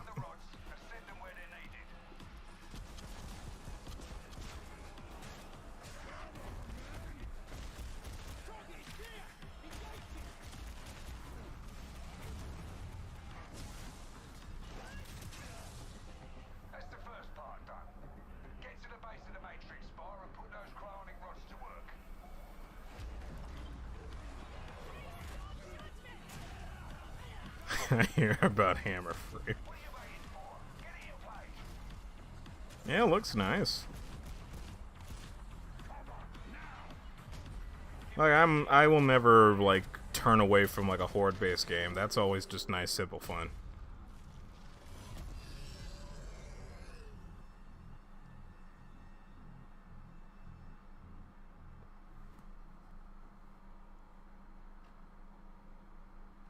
Team is known for psychological horror games like Blair Witch and The Medium.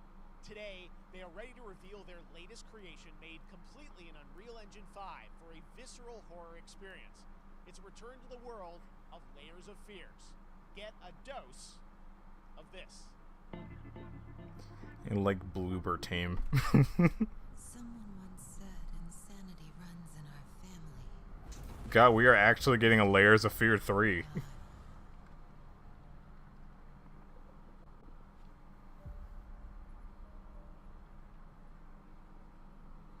Damn, we have played COD Zombies 10 years ago.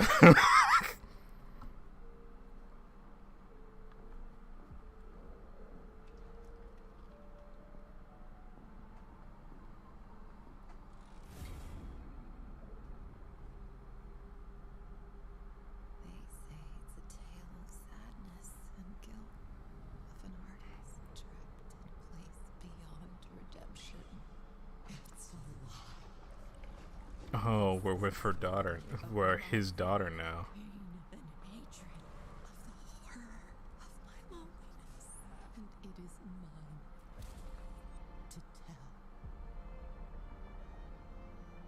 Now I see it.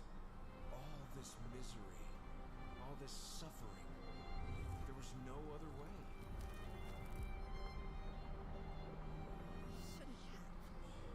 You really shouldn't have.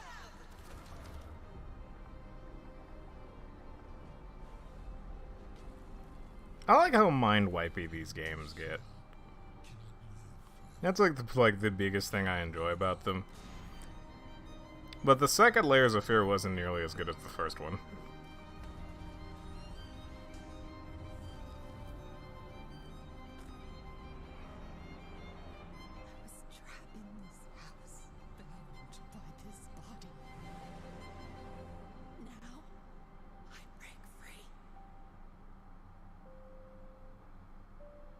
Layers of Fears. Plural. That's... God dang it. What is with these people naming games? Gotham Batman is dead, and it's up to the Batman family, Batgirl, Nightwing, Red Hood, and Robin to protect Gotham. To give us an exclusive new look, let's head to Montreal to hear from executive producer Fleur Marty. Which one's Red Hood? I don't know that one. From WB Games Montreal. I'm Fleur Marty. I'm the executive producer on Gotham Knights. Today, we are thrilled to share more with you on one of our beloved knights, Nightwing. This showcase is the first in our character series. So I thought Nightwing was Robin. To share more with you as we continue working towards our launch on October 25th. So I hope you enjoy the show. Let me also preface this. I don't know anything about superheroes, okay?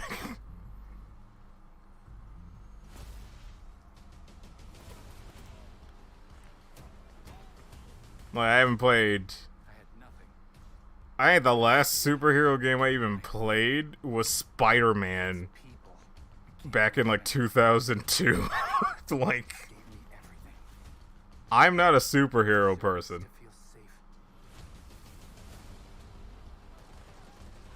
But you just hear about stuff, like, through osmosis.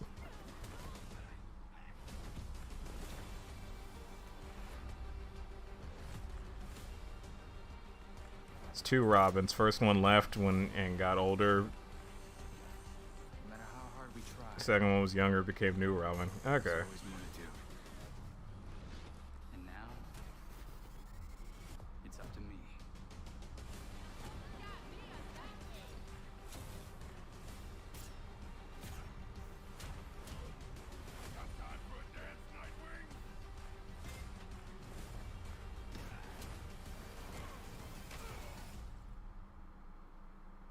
I got this, Bruce.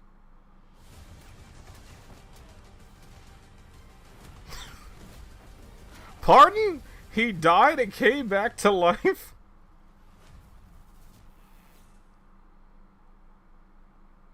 Superheroes are dumb.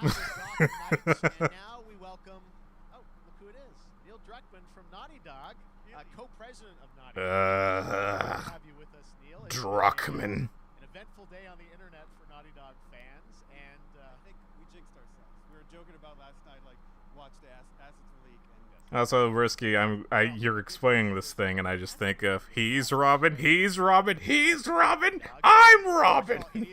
Are there any other Robins I need to learn about? launched in June, and it's nearing its 2-year anniversary for Last of Us Part 2, which is hard to believe. It's hard to believe that this game that didn't need to exist is 2 years old now. And we still hear from people. They're still sending us letters and art, and these characters and this journey and this world mean so much to them. And it's just been kind of amazing. Like Last of Us Part 2 early this year. It's hard to believe that they let this man hijack a good game development studio for 2 years. It allows us to grow as a studio, and now we can take on multiple projects, more than we've ever had at the same time. Projects, okay, very interesting. So, what can Last of Us fans expect in the future from it? Thank you for asking, Geoff. So one of the things we mentioned a while back is what started out as multiplayer mode has evolved due to the team's ambition. They really wanted to do something beyond what we've ever done before at Naughty Dog, and we felt the way to do it justice is to make it a standalone title. And they've been working on it for the past 2 years. Ambition has grown, and we're not quite ready to fully unveil it, but we're ready to lift the curtain a little bit and just give you like an update of where we're at. Okay, well, what can you tell us about this new standalone multiplayer game? Yeah, so we have a concept art that we want to show, but what I can tell you is that this game is big. Okay. It's as big as any of our single-player games that we've done, and in some ways bigger. It's got a story. The way we're telling that story is very unique to this game. It's got a brand new cast of characters. It takes place at another place, another part of the United States. It's like a city might be somewhat familiar to some people. I'm sure our fans have already figured it out.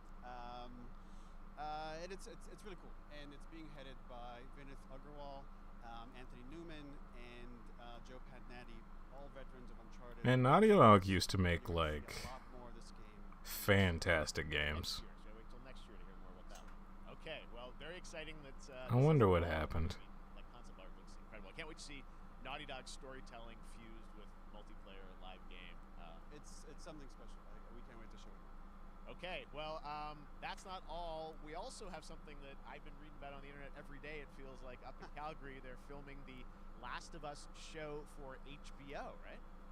There's a show. Past year, we've teamed up with Craig Mazin of Chernobyl fame and HBO to adapt The Last of Us. See, so this is the thing I'm not getting here. They've been filming, and the whole point pretty incredible. The stuff I'm getting back with these people is that they wanted to emulate movies in the video game scene. It's so authentic to what. Why do we then get an Uncharted movie I just can't. I couldn't be proud of again. and now a Last of Us show? And they're actually their last day of filming is tomorrow. The entire series last Like, day of filming is tomorrow. Craig, is that why didn't you just make movies and a show to begin with? You actually got to direct one of the episodes? Yes, I think that really speaks to the kind of collaboration. Money, yes. I think we have an image from the episode I actually directed. Okay, the first look. Let's take. So you can see this is a certain museum that players might know from the game, and I really have to talk about Pedro Pascal and Bella Ramsey, and not only directing them but seeing them do all the other episodes. They've thrown themselves at these roles for a whole year. Watching the nuance that they bring to these characters, their relationship. I mean, I guess that's a decent looking Joel. I couldn't help but think about Troy Baker and Ashley Johnson. It felt so similar to the chemistry those two actors had when we made Just the game. dipping both pots. But then you have Ratchet and Clank where the movie bombed and then the remake bombed. And then the Sly Cooper thing got canceled. Feels like the video game, everything that I've seen, both public and other stuff, makes it feel sort of super legitimate, you said, and that's awesome to see Joel and Ellie from the front side now for the first time. Yeah, but Castlevania was like years later, though. Castlevania didn't come like. HBO, very, very exciting. And I hear you. The Castlevania shows didn't like. I say shows, but like it's just one show. Okay, come on up. It didn't come as the studio was like still making games. Oh, what's up, guys? Oh, hello. Surprise. Troy's back again. Hello. I know. That's right. So, Troy's back. So I thought maybe Pedro Bella, but Troy Ashley out here from the game. Arcane. When Craig and I started working on the show, almost one of our very first meetings, we said Arcane's the League of Legends thing, isn't it? we felt like it was so important that they become part of the show, and it wasn't. It has to be more than just kind of like a wink to the camera and like a cameo. Okay. These are real roles that we're keeping under wraps for now. Please show us games, Geoff. Yes, okay. A friend of mine was talking about Arcane. They're saying it's like you don't need to know anything about the game to enjoy the show. Keeping secrets with this franchise is kind of old hat. Like we've had. Except for today.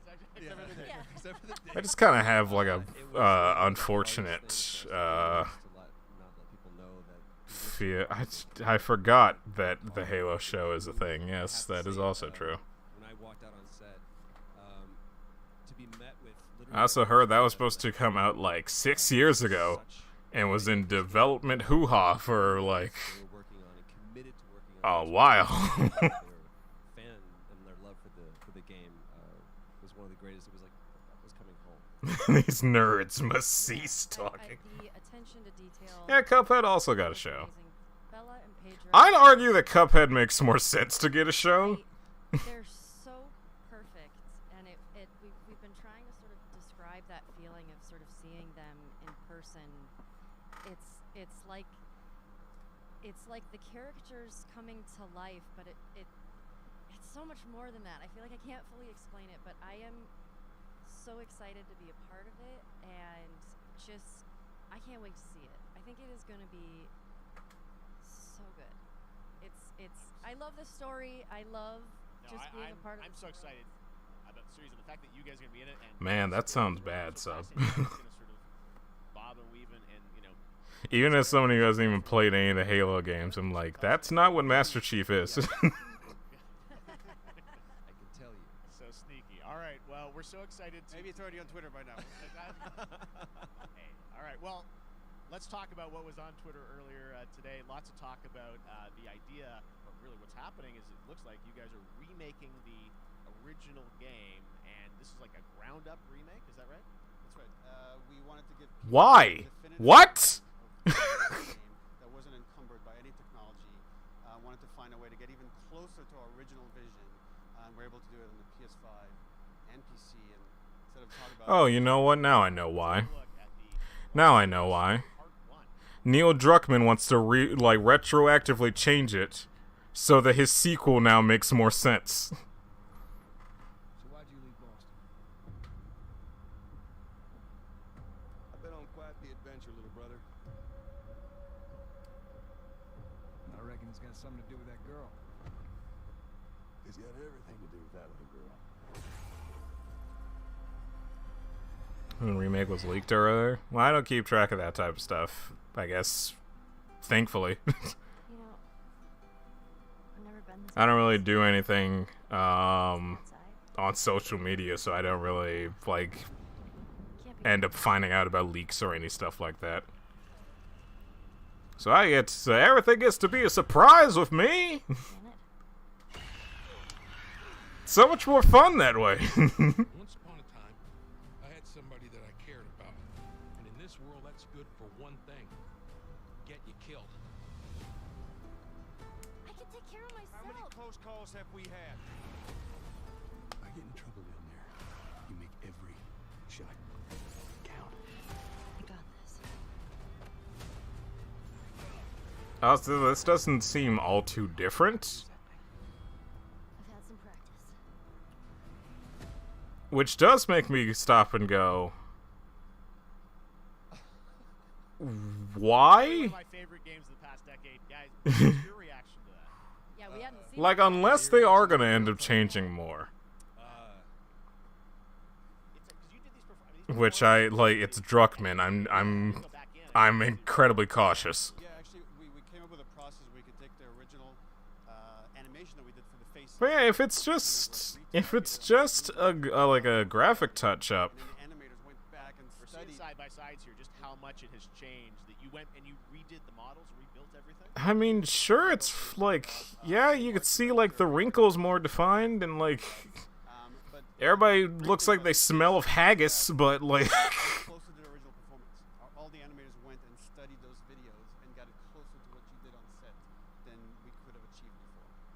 And that's just one of the things we could talk about, this brand new AI. I just always have this thing of I don't see there to be a reason to remake anything just to make it look better and not do anything to improve the game at all.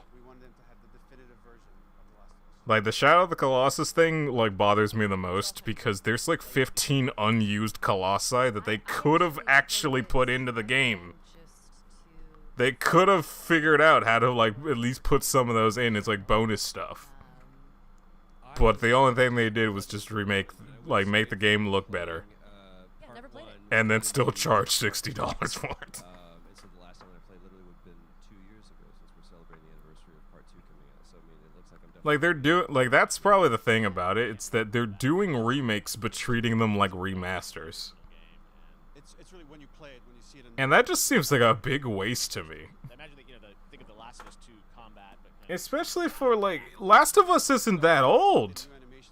It was just, it's it's 2 console generations, ago.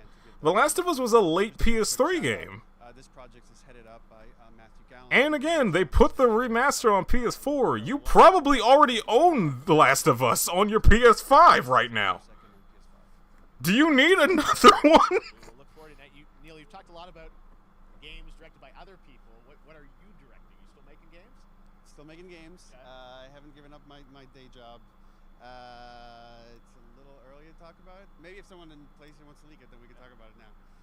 Otherwise, we'll save it. But you do have a new project. Do have a new project, but we'll save it for another Summer Game Fest. Okay, well, we'll see. We'll try and save it. All right. Troy, Ashley, Neil, thank you so much for dropping by Summer Game Fest, and I am so excited that The Last of Us... Demon's Souls is a good example, I feel.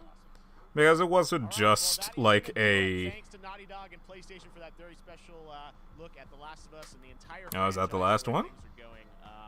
Very, very excited about that. All right. right, Summer Game Fest continues over the next few days. Coming up right now on this very stream is Day of the Des with I Am 8-Bit and Double Fine. Okay, well that's it. At the Planet and then the Devolver Digital Showcase. Tomorrow we've got Netflix Geek Week, which I'll be But yeah, I'd say that the Demon Souls thing is like a good example because at least it fixed the jankiness of the original game, as well as just made it look better. Like that one's fine. As for me, I'll see you again in What are you gonna fix for the Last of Us? opening night live on August 23rd, and then the Game Awards will return in December live from the Microsoft Theater in Los Angeles. And finally, I'm excited to share that Summer Game Fest will return in June 2023 as a digital and in-person event to bring the gaming community together. Thanks for being a part of Summer Game Fest, and remember, there are more events and announcements to come. We'll see you soon. Alright. Thanks, Geoff. Well, that was neat. Yeah, actually wasn't bad. So yeah, I'd say that the what is it, Calypso Protocol? Yeah, I'd say that one was neat. I'd say seeing Neon White again was really good. It's the fact that it and like the TMNT game is coming out next week is gonna be something, but maybe me and my friends will figure out if we're getting that or we're just gonna stick to Monster Hunter. Play that stuff. The Cuphead stuff comes out the same day as the Monster Hunter expansion. Yeah, the gun like witch game, that was a really neat one.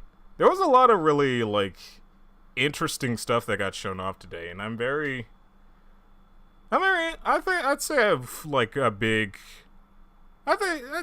a big chunk of this stuff I was really interested in. There was also of course the issue of like there was like quite a bit of pre-rendered stuff, but I do believe there was way more games that actually had footage compared to games that did pre-rendered stuff, and I can you take the small victories whenever you get them.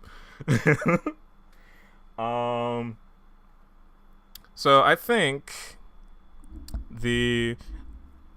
I might not do a reaction to the Devolver stream later today because it's gonna be like a few minutes, like probably half an hour at most. So yeah, I'm fine with like skipping that this year. I guess the next time we are going to see each other is going to be Sunday for the Microsoft and Bethesda conference. We're gonna go see what they're doing, and then maybe after that we'll figure out what the other schedules are going to be, because I don't think we know what Nintendo's. I don't think we know when their digital event is quite yet, and I think Capcom's on either the 14th or the 16th. Either way, I will say that should do it for the day. Calypso Protocol, Neon White, Cuphead finally dropping a Guile. Yeah, Guile was neat. I also find it funny that Street Fighter 6 seems to be the first game in years to actually be about street fighting in a series called Street Fighter. But yeah, that should do it for today. Thank you all so much for showing up. I very much appreciate it. I'm sorry I haven't been uploading things. I've been working on a lot of things, and things have just been like, yeah. Summer is a terrible season for me. I'm just gonna go out and say that right now. Like, my motivation for really anything just dies in this season, and I hate it. But I'm gonna try and get stuff out pretty soon. But yeah, until then, I will see you guys next time. Take care.